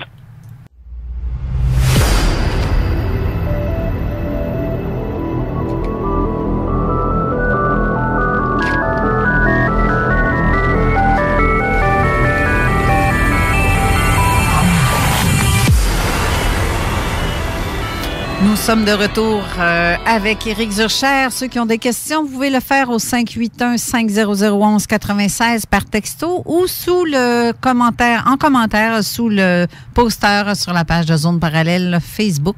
Mais Alain, tu as vu une autre question aussi qui vient de encore Chantal. Oui, Éric a fait demander qu'est-ce que tu penses du phénomène de la momie de Nazca? Ah oui. Alors, bon, j'ai un principe. Je ne commente que ce qui a trait à l'ufologie. Je ne sais pas si je me fais bien comprendre. Oui, oui, je comprends. Mais est-ce que, donc, dans ta réponse, c'est que c'est pas un humanoïde? La momie qu'on aurait trouvée ne serait pas humanoïde, selon toi? Non, c'est pas tout à fait ça. Comment dire, je suis historien aussi de formation et j'ai fait de l'archéologie. OK. Ah oui, en Donc, plus. Je connais un peu tous ces problèmes. Je connais bien l'Amérique du Sud parce que j'y ai roulé un peu ma bosse. Okay. Et je peux vous dire que ces histoires-là, ça fait 40 ans que ça dure, hein, sur le haut plateau andin. Ah ouais? 40 ans Oui, ça fait 40 ans que ça dure. Ça fait 40 ans que des gens trafiquent des momies. Alors au début, c'était pas, il y a 40 ans, c'était pas les extraterrestres. C'était généralement, on vendait aux touristes, aux voyageurs, on vendait dans des bouteilles d'eau électropour. Je sais pas si vous voyez ce que c'est. Bon, c'est de grandes bouteilles en verre. On vendait des animaux étranges, inconnus, des sirènes, des choses comme ça. C'était toutes des momies trafiquées ou des montages assez bien faits. Et puis, vous savez, ils sont pas plus bêtes que nous, hein. Ouais. À partir d'une certaine époque, à partir de certaines productions hollywoodiennes, ils ont très bien vu ce qui nous intéressait. Okay. Et puis ça tombait bien, puisque l'élite incaïque, et même c'est pré-incaïque, ça remonte très très loin, pratiquait la déformation des crânes pour la classe dirigeante, hein, on va dire, dès l'enfance. Donc, pour un pilleur de tombes qui sait où chercher, et ils savent où chercher, et vous en trouvez tant que vous voulez, des momies avec les crânes déformés vers l'arrière, et que vous pouvez, après un peu de bricolage, faire passer pour extraterrestres. Donc ça c'est déjà un élément. Alors après, moi j'attends ça suffit pas pour dire c'est pas vrai, ou il faut pas réagir comme ça. Moi, je dis simplement qu'il faut voir des analyses neutres, scientifiques dessus, qui vont nous dire oui ou non. Oui, ça a été trafiqué, on sait à peu près ce que c'est. Non, on ne sait pas. Donc, si on peut pas... Voilà, si on ne sait pas, il faut mener des études pour savoir. Donc, on ne peut pas se prononcer, en fait. Là, ça tombe bien, puisqu'on est censé avoir des artefacts, on va dire, entre guillemets, sous la main. Donc, voilà ma position là-dessus. Okay. Donc, je reste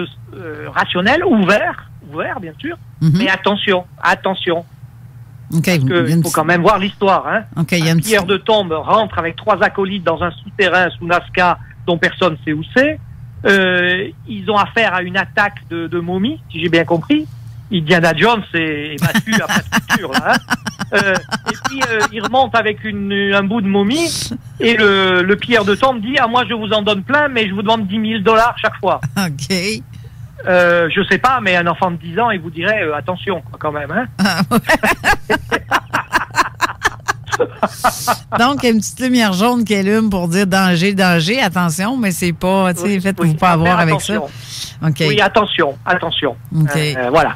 Ceci dit, il faut rester ouvert, neutre, scientifique. Hein, et s'il y a des études scientifiques qui démontrent qu'on est effectivement en présence d'une race inconnue, tant mieux, très bien.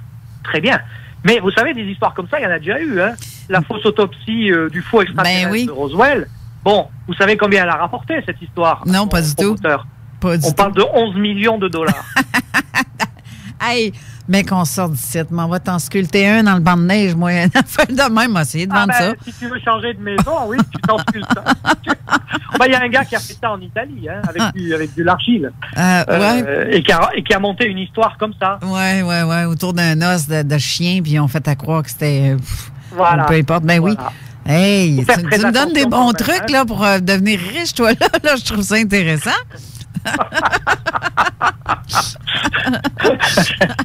mais il y en a plein. Il y a de tels phénomènes de croyance dans le milieu, de croyance aveugle, que il y a un tas de gens en France qui ont donné de l'argent.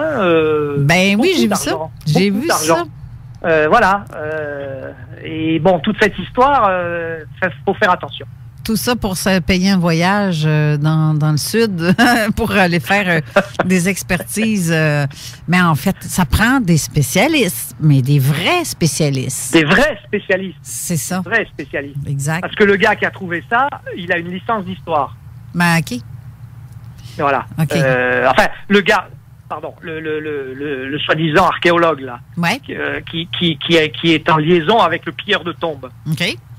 Il a une maîtrise d'histoire, une licence, pardon, d'histoire. Okay. C'est tout ce qu'on a retrouvé. Okay. Bon, ça fait pas de lui un archéologue. Hein. Mais non, c'est comme moi, c'est je sors d'une bibliothèque. C'est je sors d'une bibliothèque. Je suis pas archéologue pour autant. C'est ça. Si je sors d'une bibliothèque, ça me fait pas de moi une savante parce que je sors d'une bibliothèque, voilà. Ça veut pas dire. Oui. C'est pas parce qu'on a lu 4 livres d'archéologie qu'on est archéologue non plus. C'est ça. Je veux dire, bon, là, il faut faire attention. OK, ouais, voilà. C'est bien.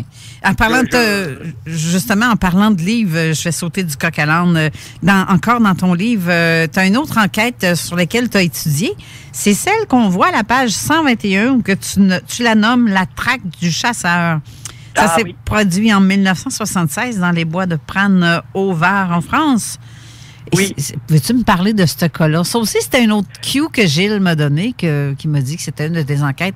Il m'a donné, donc il me donne un bon coup de main, Gilles, pour me guider, là, ça aide.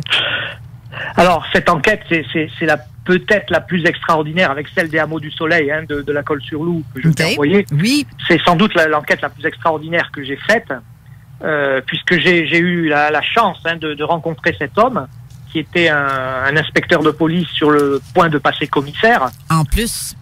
Donc, il faut savoir que c'était quelqu'un de très particulier qui, bon, d'abord, il avait bien sûr une nature de policier, hein, mais à part ça, c'était un chasseur.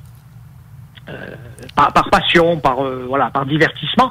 Et c'est un gars qui avait fait l'armée du temps de la guerre d'Algérie. Okay. Il avait été d'une telle bravoure, sa femme m'a dit, parce ils nous ont invités très gentiment, on était allés à 2, et sa femme nous a dit, j'ai un mari qui est fou, il a chargé sous les balles, sous la mitraille en Algérie, et je me demande encore comment il s'en est sorti. Donc, c'est quelqu'un qui, il me l'a dit gentiment, un petit bonhomme avec un béret sur la tête, c'est le prototype parfait du français, il manquait que la baguette de pain sous le bras. Et le fromage de l'autre. Il m'a dit, oui, je sais pas ce que c'est que la peur, j'ai jamais connu ça de ma vie. Alors, quand tu connais le palmarès du gars, c'est vraiment impressionnant. Alors, il te raconte cette histoire. Voilà, comme il aimait la chasse, il avait acheté à bas coût un petit cabanon à l'orée du bois des Pranes. Donc c'est une immense forêt, mais gigantesque, hein, dans le Haut-Var, entre en plus et Château-Double, et une baraque en bois qui lui servait de gîte où il allait se reposer pendant qu'il faisait la chasse. Et quand la période était fermée de chasse, il y allait souvent le week-end pour se reposer, se détendre. Alors il n'y avait pas d'eau, pas d'électricité, rien. Hein, c'était à la bougie, voilà. C'était un simple cabanon. Et puis ce soir-là, donc la chasse n'était pas ouverte, il n'était pas armé. Hein. Il bouquinait. Il bouquinait à la lueur d'une bougie. Hein, il était allongé. Et vers 11h, 11h30, il entend un cri, mais effrayant. Vraiment, il n'avait jamais entendu. Il a pensé que c'était un animal blessé. Mais quel animal? Alors, tout de suite, il a eu les réflexes. Il a coupé la chandelle à côté. Il a tout posé. Il s'est mis aux aguets. Et il y avait même un petit transistor à pile qui d'ailleurs avait des grésillements. Il l'a coupé, il a tout coupé. Et il a attendu. 30 secondes après, rebelote, même cri épouvantable. Donc cette fois, il se lève, il ouvre la porte, il sort, et chance, c'était quasiment la pleine lune. Ce qui fait que on était presque minuit, on y voyait quand même un petit peu. Et il voit, à l'orée de la forêt, il voit 3 petits êtres qui distinguent des formes noires, 1,10 m, pas très grands, qui sont sur la même ligne, très proches les uns des autres. Les bras sont assez longs, ils distinguent très mal le reste. Et dès que il les fixe comme ça, les 3 êtres font demi-tour sur eux-mêmes et ils commencent à partir en dandinant dans la forêt. Oh. Et il s'aperçoit vite que les deux de l'extrémité soutiennent celui du milieu qui paraît blessé. Donc il se dit, mais qu'est-ce que c'est que ceci? Alors il pensait pas du tout à des histoires d'ovnis ou pas du tout, hein, c'est pas du tout le genre. Donc, mais en revanche, il était très très intrigué. Et c'est là que l'histoire devient un peu extraordinaire. C'est parce que bon, t'es seul dans la forêt à minuit, loin de tout, et il t'arrive un truc comme ça. Même moi qui suis pas peureux, je suis pas sûr que j'aurais pas refermé la porte et barricadé à tout le tour, tu vois. Eh ben lui, pas du tout. Eh mon Dieu. Il prend une lampe qu'il met dans sa poche, et puis il ferme la porte et il se met à les prendre en filature. Eh mon Dieu. Et les êtres s'enfoncent dans la forêt avec leur démarche dandinante, pas vite. Hein. Et lui donc, il peut les pister. Il fait une filature de flic finalement. Ah. Bon, il va les pister. Tiens-toi bien, 1h30 dans la forêt. 1h30 de temps. 1h30, il les piste, donc il se rapproche, il s'éloigne sans jamais les perdre. Parfois, il passe dans des clairières, ils sont un peu mieux éclairés. Donc, il voit que dans la main de libre, les deux sur les côtés, là, la main intérieure soutient celui du milieu, si tu veux. Et dans la main de libre, sur l'extérieur, ils ont ce qu'il appelle un manche de parapluie. Voilà. Un espèce de bâton avec le bout recourbé. Comme une canne. Bon. Oui, mais plus petite. Okay. Donc il se dit, qu'est-ce que c'est que ça? Alors il lui semble qu'ils ont une espèce de combinaison, il semble qu'ils ont des oreilles un peu plus pointues et hautes. Okay. Qu'est-ce que c'est que ça? C'est des singes, c'est des singes échappés d'un zoo, mais qu'est-ce que c'est? Bon, et puis alors pendant ce temps-là, pendant 1h30, le ciboulot, il travaille évidemment, hein. Il se dit là, je suis en train de vivre un truc, personne ne me croira jamais, quoi. Et à un moment, ils arrivent dans une ancienne ferme qui est en ruine, hein, totalement abandonnée. Il y a un puits, et puis ils voient que les 3 êtres s'approchent d'un espèce d'objet qui est posé au sol. C'est ce que j'ai dessiné sur le dessin, là, hein. Cet objet ressemble à une sorte de rectangle, une sorte de caravane, mais ça touche pas le sol. Il arrive à voir que ça touche pas le sol. Il y a une espèce d'antenne qui traîne par terre, mais c'est tout noir, hein, c'est tout d'un bloc. Et les êtres se rapprochent de cet objet. Et là, les choses se mettent en place dans son esprit, au témoin. Et enfin, c'est incroyable, hein. Il se dit, mais on me croira jamais. Il faut absolument que j'en capture un pour le ramener en tant que preuve. Okay. Au moins que j'arrive à capturer un des bâtons, là. Bon, au bout recourbé. Et voilà mon témoin. Il était à peu près à 50 mètres derrière, qui commence à accélérer tout d'un coup et à courir comme un cinglé pour leur tomber dessus.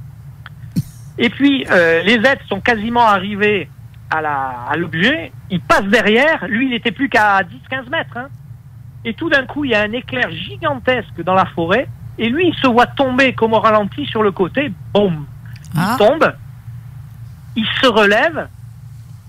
Il est un peu sonné, tu vois. Il ne sait pas ce qui s'est passé. Et il voit qu'il n'y a plus rien. Oh, c'est comme... Il se retrouve là, perdu à 1h30 du matin, en plein milieu du bois des Prades, qui fait, je sais pas, des dizaines de kilomètres de long. Mais mon Dieu! Et il a passé toute la nuit à essayer de retrouver son chemin. Et finalement, il s'est perdu, évidemment, et le matin, il a eu un coup de bol, un coup de chance, il a recoupé la route en plus Château-Double. À partir de là, il a pu remonter tout le long jusqu'à son cabanon, il avait une migraine épouvantable, il a dormi 2 heures, et il est reparti en plein jour, ce coup-ci, pour essayer de retrouver l'endroit, il voulait voir s'il y avait une preuve, s'il y avait des traces. Ben oui! Et finalement, il l'a retrouvé. Ah oui? Oui. Et il n'y avait aucune trace sur le sol. Il faut dire qu'au mois d'août, c'est la chaleur, c'est encore la très grande chaleur dans la région, et que le sol c'est une garrigue, c'est très très sec, si tu veux, où c'était sur la clairière là. Hein. Okay. Et donc il est rentré chez lui. Et j'ai fait la reconstitution avec lui sur place. J'ai refait tout le chemin à l'époque. Hein. L'enquête date de 78, 2 ans après. Wow. Voilà. Alors ça, c'est l'affaire du bois des Prades qui est totalement hors norme et totalement extraordinaire. Totalement extraordinaire. Et alors bon, moi j'ai un petit peu l'habitude quand même avec le temps de ces affaires, à force de travailler dessus. Je sais que quand une affaire importante, hein, vraiment importante, a lieu, il faut toujours regarder 10 ans avant, 10 ans après. Tu es à peu près sûr que tu vas retrouver au moins des éléments dans une autre affaire. Mais ouais, possible. C'est pas la même affaire complètement, mais au moins des éléments. Donc moi, j'ai retrouvé des appareils un peu similaires, j'ai retrouvé des êtres un peu similaires. Il y en a en Italie, il y en a bon. Mais c'est pas ça qui m'intéressait. Moi, ce qui me posait problème, c'est cette espèce de petit bâton recourbé qu'il avait vu et qui l'avait beaucoup intrigué, évidemment. Et pendant 40 ans, j'ai cherché.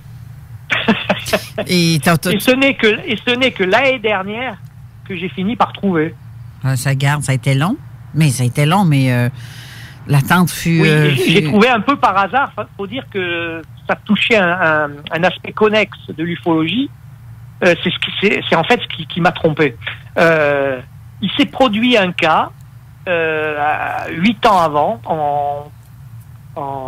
c'est en Bolivie, à Otoko, où une éleveuse de moutons et de lamas s'est trouvée le soir face à un petit être qui était dans l'enclos des moutons, qui était en train de tuer ces moutons à l'aide d'un objet semblable. J'allais dire quelque chose, mais t'es sûr que c'est pas... c'est OK? Quelle grandeur? Le tueur de moutons? C'était pas humain, là. Elle a tué l'être en question a tué une trentaine de moutons, quand même. Hein. Oh, palaille, OK? Oui, il a tué une trentaine de moutons jusqu'à ce que, très courageusement, hein, la femme intervienne, lui jette des pierres, rentre dans l'enclos, etc., et l'être lui a même envoyé l'objet sur la figure, qui a agi un peu comme un boomerang, curieusement. Il l'a rattrapé et il a décollé. Il s'est perdu dans le ciel. Là, il n'y a pas d'objet. Ah, ça, c'est étrange en tabarouette. C'est un cas totalement extraordinaire, Otoko. Hein. J'en parle dans le livre. Hey, c'est ça que j'allais te demander. On le voit dans le livre? Bien sûr. J'ai même fait le dessin de l'être. Il est en annexe. Tout est... Voilà. Bon, donc... le cas d'Otoko a pris une certaine dimension. Pourquoi? Parce qu'il y en a des cas comme ça, mais là, la femme, cette éleveuse, avait de la famille dans l'armée. Et juste à côté, pas très loin, il y avait une caserne. Donc elle a appelé, c'était son cousin ou je sais pas quoi, et ils sont venus, ils ont fait une enquête en bonne et due forme. Ils ont même fait autopsie à un mouton. OK. Et effectivement, on a retrouvé des traces de 5 mm, et avec l'intérieur, les côtes, les tissus complètement éclatés. Et ça en est resté là. On n'a pas compris ce qui s'est passé, évidemment. En fait, l'histoire est totalement délirante. Elle est absurde. Hein. Pourquoi un être irait tuer 30 moutons pour s'amuser? Tu peux prendre cette histoire qui est un peu plus complexe encore sous tous les angles que tu veux. Elle est totalement absurde. Ouais, oui. Ensuite, je regarde, je reviens dans le Haut-Var et je regarde ce qui se passe une dizaine d'années après, au début des années 90. Et il y a eu la bête, ce qu'on a appelé à l'époque, ça a vite été étouffé, la bête du Haut-Var, qu'on n'a jamais trouvée. Et il y a eu un véritable massacre de moutons. Il y en a eu plus de 600 de tués. Le service vétérinaire de Nancy est venu. Comme il y a Canjuers à côté, la gendarmerie et les militaires ont fait des autopsies, ils s'en sont intéressés aussi. On n'a jamais eu aucune explication. Mais à l'autopsie, devine ce qu'ils ont trouvé. Des plaies de 5 mm avec tout éclaté à l'intérieur. Éclaté à l'intérieur, en plus? Oui. Comme un Donc, rayon, c'est comme un éclair? Un appareil, un croc-de-boucher électrique. Oui. Comme ça. Hein. Donc, tout ça, c'est bien joli, mais moi, je dis qu'il y a un lien entre Otoko en 68, le Bois des Prades en 76, et ce qui s'est passé 12 ans plus tard, ou 14 ans plus tard, et qui a duré 2 ans, hein, quand même. Là, 600 moutons, c'est sur 2 ans. Et on n'a jamais rien trouvé. Pour moi, c'est parce qu'ils sont plus capables de compter les moutons, puis ils ont dit, garde mon petit Moses, toi, tu vas passer au bat. Oui. Donc, ce que je pense, c'est que ces histoires sont des pointes d'iceberg. Mais on ne voit pas ce qu'il y a dessous. C'est-à-dire qu'il y a probablement eu d'autres histoires. Tout ça s'inscrit dans une narration qui est sans doute beaucoup plus fournie, mais qui, pour l'instant, est souterraine. Et c'est pour ça que je patrouille de temps en temps dans le Bois des Prades, hors période de chasse, hein, parce que j'ai pas envie de prendre un coup de fusil, et que j'essaie d'interroger de temps en temps pour voir si je tombe pas sur quelque chose. Un autre témoignage qui permettrait de faire des liens, si tu veux. Voilà, très très rapidement résumé toute cette histoire, qui est assez fascinante, je reconnais, et assez inquiétante aussi quand même. Ben oui, c'est inquiétant, parce qu'on sait pas, vraiment pas... Aïe, c'est assez... c'est quoi, ça fait peur, parce que... je voudrais pas tomber sur des cas comme ça. Moi, je suis pas sûre que j'aurais la capacité de répondre à tout... Ah, mais on peut pas. Tu sais, l'école vétérinaire de Nancy, c'est une des plus connues en France. C'est une véritable institution. Ils sont descendus pour cette histoire de moutons en 90-91. Ils n'ont jamais rendu leur enquête publique. Ils n'ont pas fait de conclusion. Eh bien, sur ce... Alors, si toi, t'es seul, t'es pas vétérinaire... Non, c'est ça. Tu sais, c'est difficile voilà, tu relèves les faits. C'est déjà pas mal.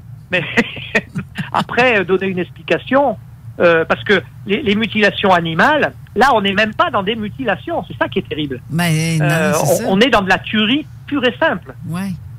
J'aurais une question, Éric. Oui. Moi, je suis chasseur moi-même. Puis là, je pense encore à ton chasseur avec ton béret et la baguette de pain en dessous du bras. Là. Il a vu marcher les 3 petits êtres qui dandinaient dans le bois. Moi, comme chasseur, quand que je suis de quoi, si c'est pas le soir, c'est le lendemain, mais je cherche les traces à terre. S'il marchait à terre, il a sûrement laissé des traces. Il doit avoir pris des photos ou de quoi. Ou des preuves. Non, mais il n'y avait pas de traces. Le sol était très dur. Et ça, le gars, c'est pas un flic pour rien, en plus d'un chasseur, et un militaire pour rien non plus.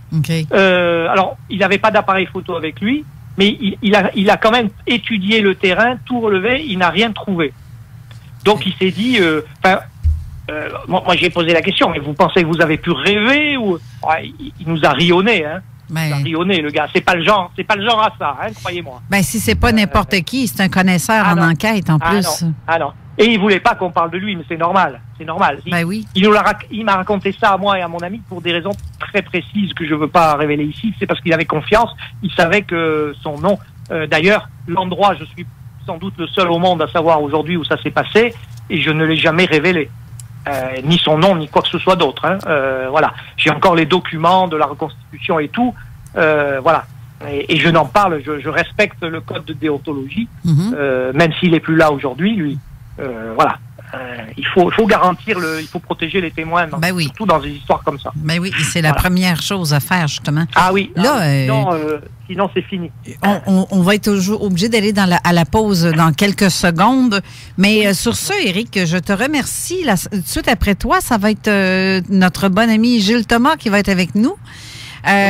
Pour ce qui est de ton livre, qui est des éditions Le Temps Présent, collection Enigma, de quelle façon les gens, que ce soit du Québec, du Canada ou peu importe partout, comment peut-on se le procurer? Sur Amazon, tout simplement. Il est disponible sur Amazon. Alors, je répète le titre, Les apparitions mondiales d'humanoïdes, Éric Zurcher. Les autres livres, peux-tu me rappeler le titre de tes autres livres aussi? Alors, le premier en 78-79, c'est Les apparitions d'humanoïdes. Il est épuisé depuis longtemps. Il est très recherché d'ailleurs. D'accord. Celui-là, il est très très difficile. Quelques-uns arrivent parfois à se le procurer d'occasion sur Internet. mais c'est des prix souvent prohibitifs et exagérés, hein, soit dit en passant. Bon. Okay. Après, le deuxième livre, c'est un livre collectif, c'est OVNI et Conscience, qui a été publié en 75, OK. avec Fabrice Bonvin, Philippe Guillemant, Philippe Solal, etc., et bien d'autres.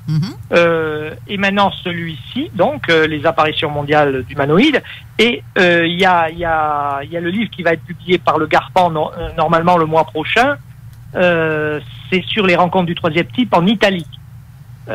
Pourquoi l'Italie? Parce qu'au départ, c'était un instrument de travail que j'avais fait, vu que je lis l'italien couramment, j'ai eu accès à pas mal de choses, et il m'a semblé intéressant de faire un document de travail sur les cas italiens, les R3 les plus connus. Okay. Voilà. Alors là, il y en a 170, il y a pas mal de dessins aussi, il y a quelques plans, voilà. C'est un petit peu l'histoire ufologique italienne qui est... Et l'idée au départ, c'était de faire ça par pays. Mais c'est un travail tellement gigantesque que je ne peux pas tout faire tout seul non plus. Okay. Voilà. OK. Alors, merci beaucoup, Éric, de ta présence. J'ai très apprécié. On en apprend tous les jours. Je sais que tu n'es pas n'importe qui. Justement, en Europe, tu es une personne assez reconnue.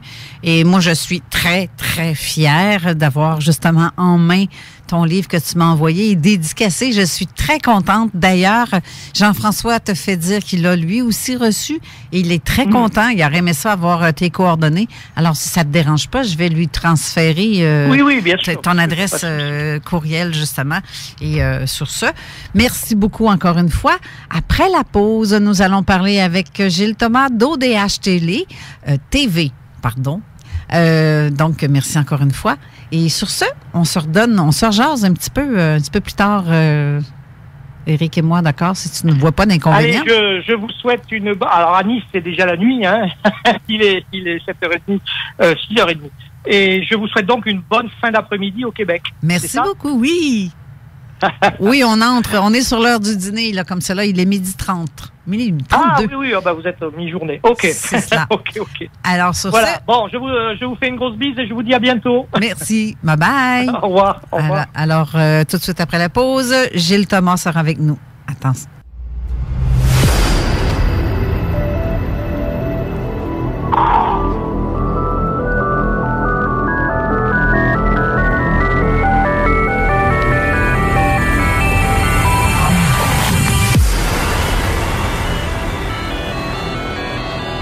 J'ai cru entendre Darth Vader.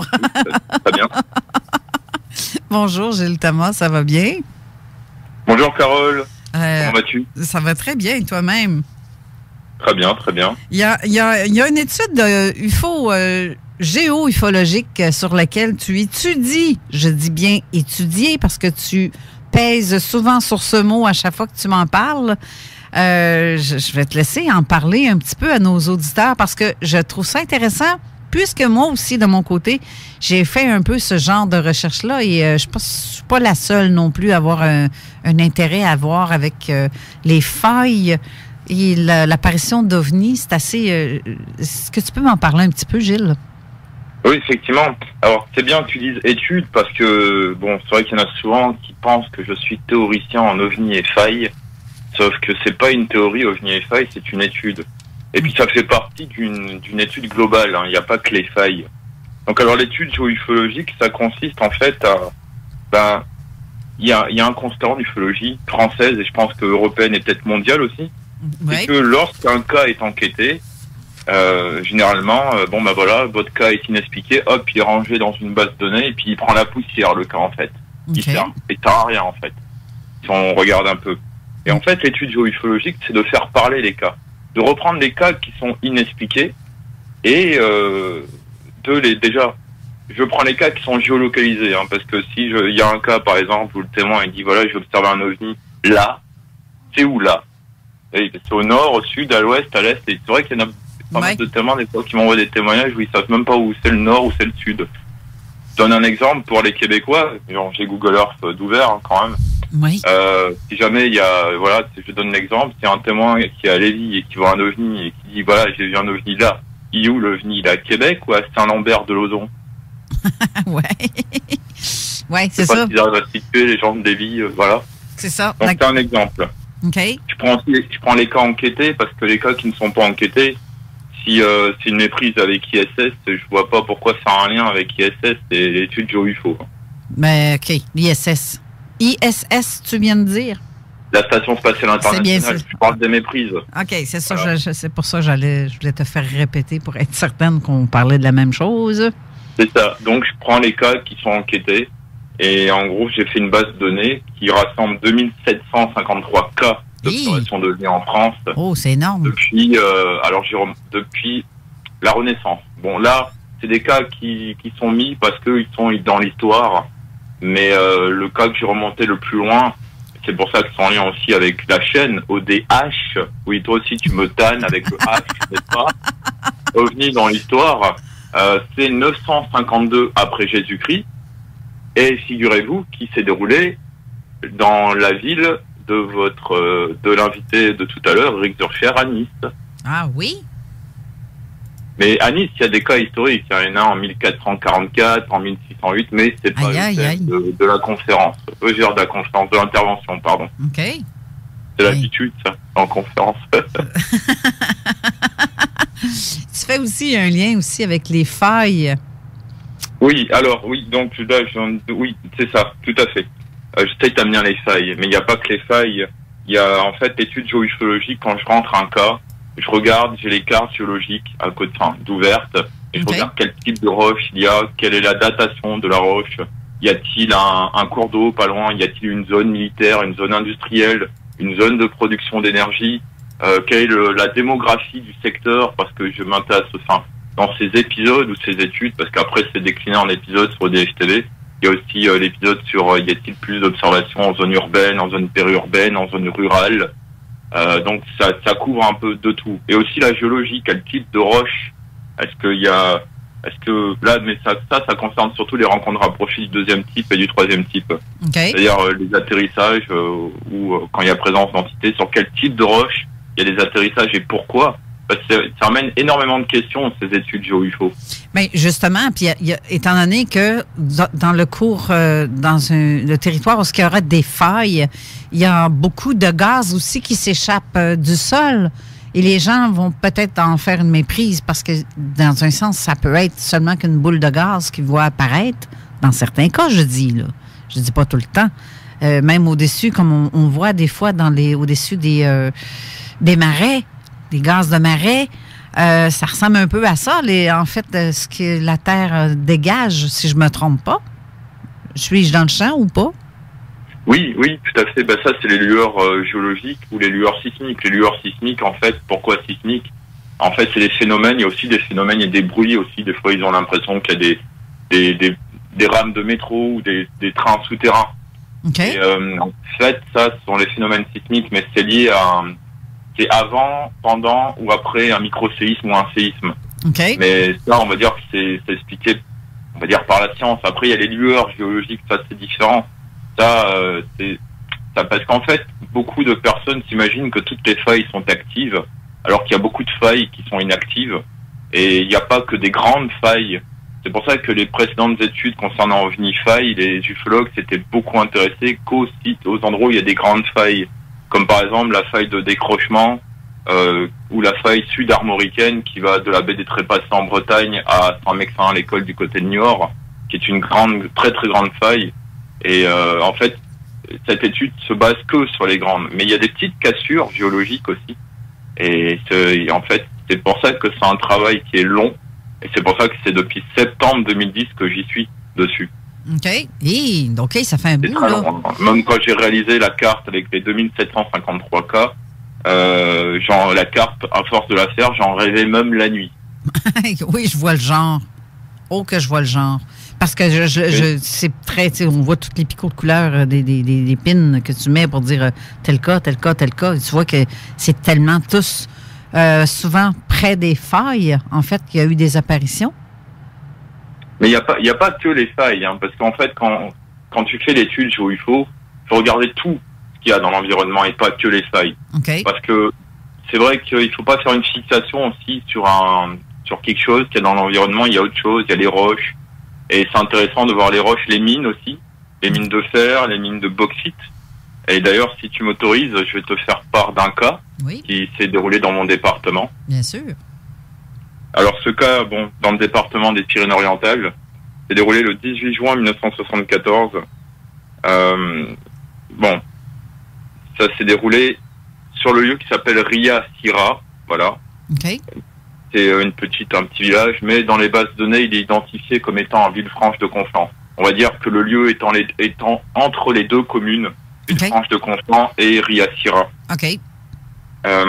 Donc en fait, c'est des gens qui étaient dans un entrepôt juste à côté d'une mine ou d'une carrière de bauxite. Alors la bauxite est très intéressante. Donc la bauxite vient du nom bauxite, et ça vient des Baux de Provence, dans le département des Bouches-du-Rhône. Okay. Comme ça a été découvert là, ils l'ont appelé selon le nom du coin. Donc les Baux, donc bauxite. La bauxite sert à faire l'aluminium, je précise.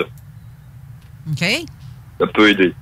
Et c'est pour ça que c'est intéressant, parce que il y a souvent, il y a pas mal d'ufologues aussi qui ont remarqué ça. Il y a souvent des cas d'OVNI. Je dis des cas, parce que c'est pas tous les cas d'observation d'OVNI. C'est quelques cas parmi tant d'autres. C'est comme, je vais switcher, oula, j'ai mal à parler. Au cours de l'épisode OVNI et zones sensibles en France, j'avais regardé par rapport aux mines d'uranium en France. Et il y a très peu de cas proches de mines d'uranium. Alors, pour revenir au cas en question, désolé, c'était pour faire un parallèle des mines. Non.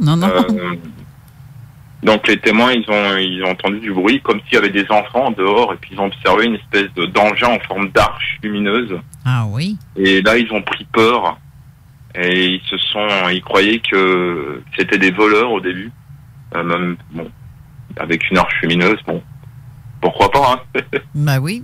Ça regarde bien, ça peut être marrant le cas aussi. Il n'y a plus rien qui me surprend, moi, oui. Ils ont tellement eu peur, ils entendaient marcher tout autour de... je te résume le cas, bien sûr. Ils entendaient marcher autour, donc ils pensaient que c'était des voleurs.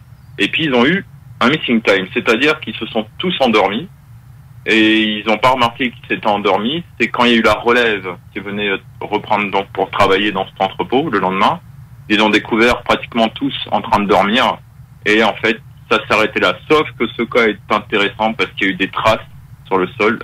Il y a eu de la poudre rouge, pas très loin de là où il y avait une entrée de mine. D'ailleurs, j'y suis allé avec un ami. C'est impressionnant, cette mine.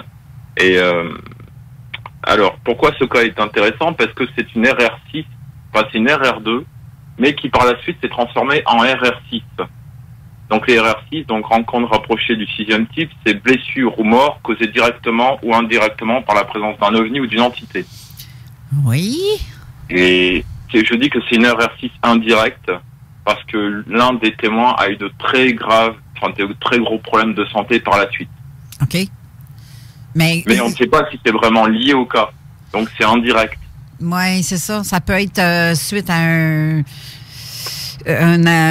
comment on dit ça? Donc, les appareils, peu importe lequel, il y a beaucoup d'appareils qui vont dégager des ondes radioactives à quelque part. Ça peut être, comme, tu fais juste j'ai le dentiste, puis tu as un appareil qui vient de t'activer à la face.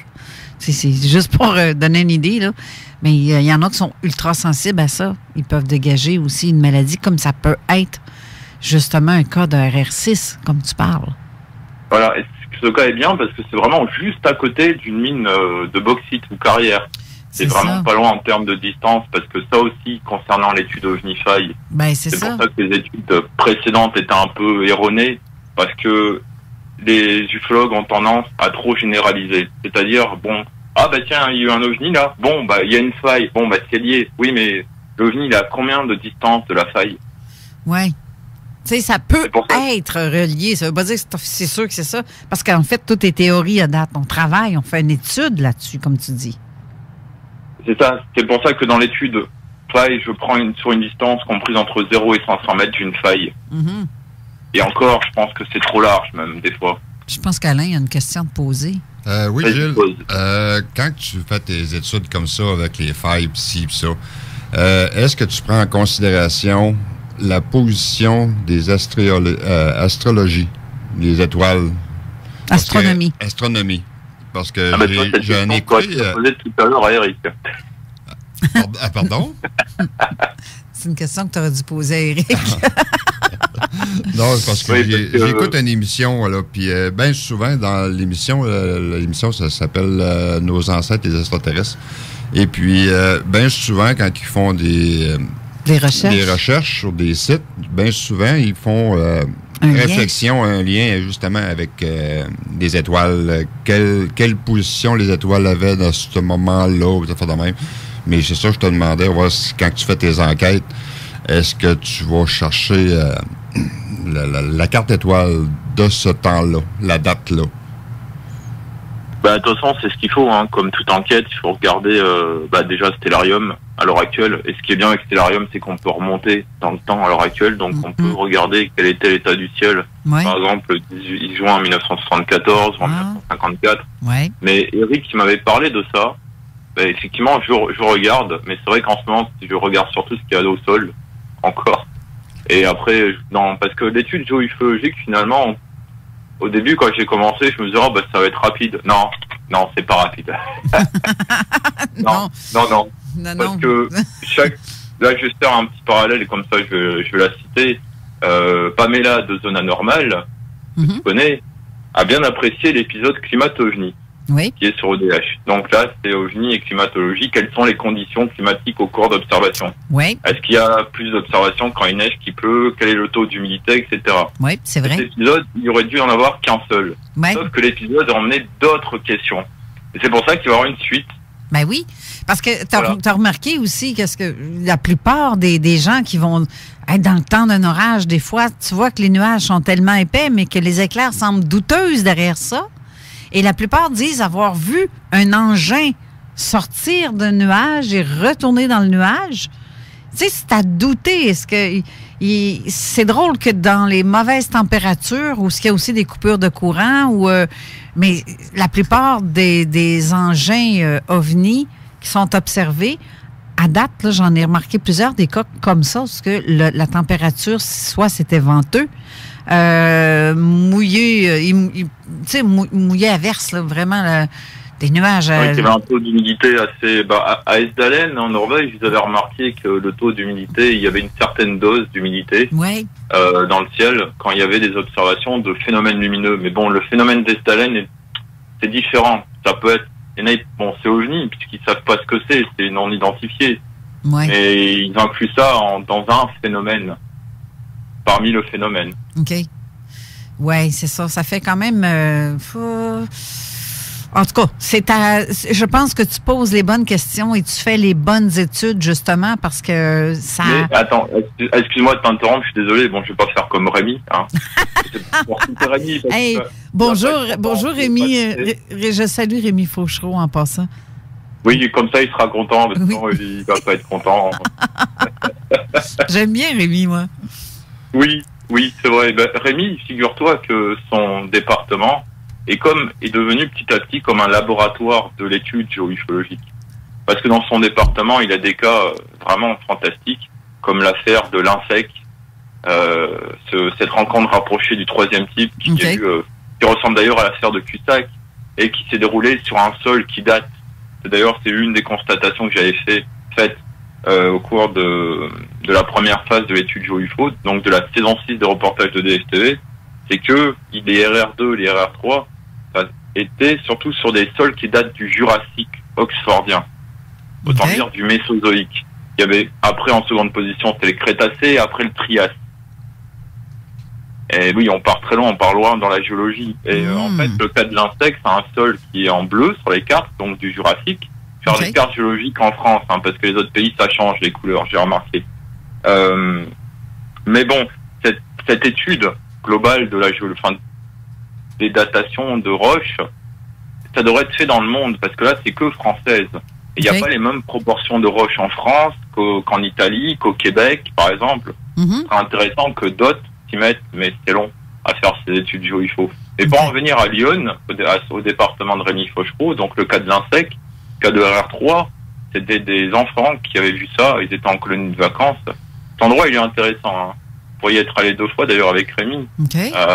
Pas loin aussi pour ceux qui s'intéressent, parce qu'il y a l'étude géo-info, mais il y en a qui s'intéressent aussi aux lieux historiques. Voilà. Il y a un lien avec les OVNI. Bon, là, on part aussi loin. Oui. Concernant les lieux historiques de l'INSEC, il y a une voie romaine pas loin, une ancienne voie romaine. Ah oui? Donc, c'est pour ça que son département, c'est un peu comme un laboratoire. Il y a aussi son secteur, le lieu là où il vit, Rémi, où il y a le lieu-dit Le Ponceau, où Rémi vit à 83 mètres d'une faille géologique, où il y a souvent des observations de lueurs. D'ailleurs, pour ça, quand je vais chez lui, généralement, je mets une caméra. Mais la caméra, elle est mise que quand je suis chez lui, quoi. Ouais, ce serait mieux qu'il y ait une caméra permanente. En fait, Mais pas très loin de chez lui, il y a aussi des lieux-dits. Il faut regarder les lieux-dits, parce que dans les lieux-dits, on peut comprendre des choses sur ce qu'il y avait avant dans le secteur. Pas loin, il y a les ferriers. On se veut dire qu'avant, il y avait certainement une mine de fer. OK. Ben, tu vois, on extrayait du fer. Tu vois, ça, c'est un autre truc. Comme ici, nous autres, on avait la mer de Champlain à l'époque. Et j'ai fait, moi, une carte dans le temps de tout. C'est drôle parce que où est-ce que j'observe, où est-ce qu'il y avait des anciennes... la mer de Champlain était. Et tous les cas d'observation d'OVNI, ça, on voit ça sur la carte virtuelle du Garpan. J'ai fait un lien avec tous les points où il y a eu des observations. Et c'était... soit où est-ce qu'il y avait des failles constantes, là, les failles sont là, que ce soit des failles énormes, comme nous, on a la faille de Logan et la faille de Yamaska, mais on a plusieurs petites failles transversales aussi qui passent dans le sens contraire, qui le croisent. Il y en a plusieurs dans ce secteur-là et on a remarqué dans les études que j'ai fait aussi, moi aussi, depuis 2014, ce côté-là. Moi, je les ai faites un petit peu plus tard que toi, là. Mais c'est drôle, c'est qu'on ne s'est pas parlé de ça, mais on a fait la même sorte d'études, dans quelque sorte. Mais j'ai remarqué qu'il y avait un lien entre tous les failles, l'ancienne mer de Champlain et partout où il y avait eu des apparitions d'OVNI. Je trouve ça bizarre comme addon. C'est un drôle d'addon. Non, mais de toute façon, Carole, toi aussi, tu le fais, mais il faut savoir qu'en France, il y en a d'autres qui le font pour leur région. Oui. Comme par exemple, il y a Polyèdre 57, bon, c'est un pseudonyme du forum Les Mystères des OVNI, qui a fait la carte étude OVNI-PAN de la Lorraine et de l'Alsace. Ensuite, il y a Laureline, qui elle a fait l'étude de la Bretagne, qui a fait aussi une carte. Okay. Donc, et puis, il y en a d'autres qui mettent... Alors là, je veux parler de, si j'ai encore du temps, bien sûr. C'est vrai qu'il y a beaucoup de choses à dire sur cette étude, sur les études géoïstologiques. Sauf qu'on aura plus... Par exemple, oui? On n'aura plus le temps, parce que l'émission Codef 3.0 va commencer dans quelques instants. C'est ça le problème. Oui, on aurait pu faire une session de 2h30. Exactement. Il va falloir que tu reviennes. Justement, Manon est avec nous aussi dans le studio en ce moment. Ça va bien, Manon? Oui, bonjour tout le monde. Manon est l'animatrice de l'émission qui s'en vient, Codef 3.0. De quoi on va parler, Manon, dans ton émission aujourd'hui? Aujourd'hui, là, je reçois une femme extraordinaire qui veut vraiment aider les gens et en particulier qui ont des problématiques avec le TDAH ou qui vivent avec ou qui graffitent autour de ça. Donc, vraiment, il faut être à l'écoute. On va vous parler de Star Trek également. On va vous parler des avantages et des inconvénients de faire un prêt REER. Donc, plein de choses intéressantes aujourd'hui à Codef. On va vous faire des suggestions de sortie également pour les prochains jours. Ah, wow! C'est donc bien cool. Même s'il fait frette. T'as frette, toi? Non, ça va. Alors, c'est sûr qu'il fait moins 16 là, présentement, donc ça se peut qu'il y en ait qui ait un petit peu frette. Alors, je dois laisser le micro à Éric et Manon. Tu vois, j'ai pas dit Martine. Yeah. C'est moi qui s'est trompée dans ton nom ce matin quand j'ai fait mon live Facebook. Comment tu m'as appelé? Je t'ai appelé, comment déjà? Martine Lausier. Non, j'ai dit Carole Lausier. Ah, c'est au lieu de Lausier, c'est ça. Toi, il y en a beaucoup qui ajoutent un « i » ou ce qu'il n'y en a pas. Mais c'est pas grave, je me reconnais pareil. Il y a longtemps que tu m'appelles pas Roger, ça va être correct. Bonne suggestion pour la semaine prochaine. Alors, sur ce, je vais vous laisser et on vous revient la semaine prochaine avec... comme invité la semaine prochaine, nous allons avoir Raymond Choquette, celui qui fait tant jaser. Raymond. Oui. C'est un magicien, ça? Non, Raymond. Non, ça, c'est l'autre Choquette, Alain Choquette. Mais lui, il raconte des belles histoires comme un peu Fred Pellerin. On fait le Pellerin de l'ufologie. Je l'appelle comme ça pour le taquiner, en fait. Alors, merci beaucoup, Gilles Thomas, d'avoir été là. De rien. Puis à la prochaine, quoi. Hein? Oui, merci beaucoup. Et on se dit à la prochaine aussi pour la semaine prochaine. Et merci aussi à Éric Zocher de sa présence à l'émission. Alors, on se voit la semaine prochaine. Merci. Bye-bye tout le monde. Bye.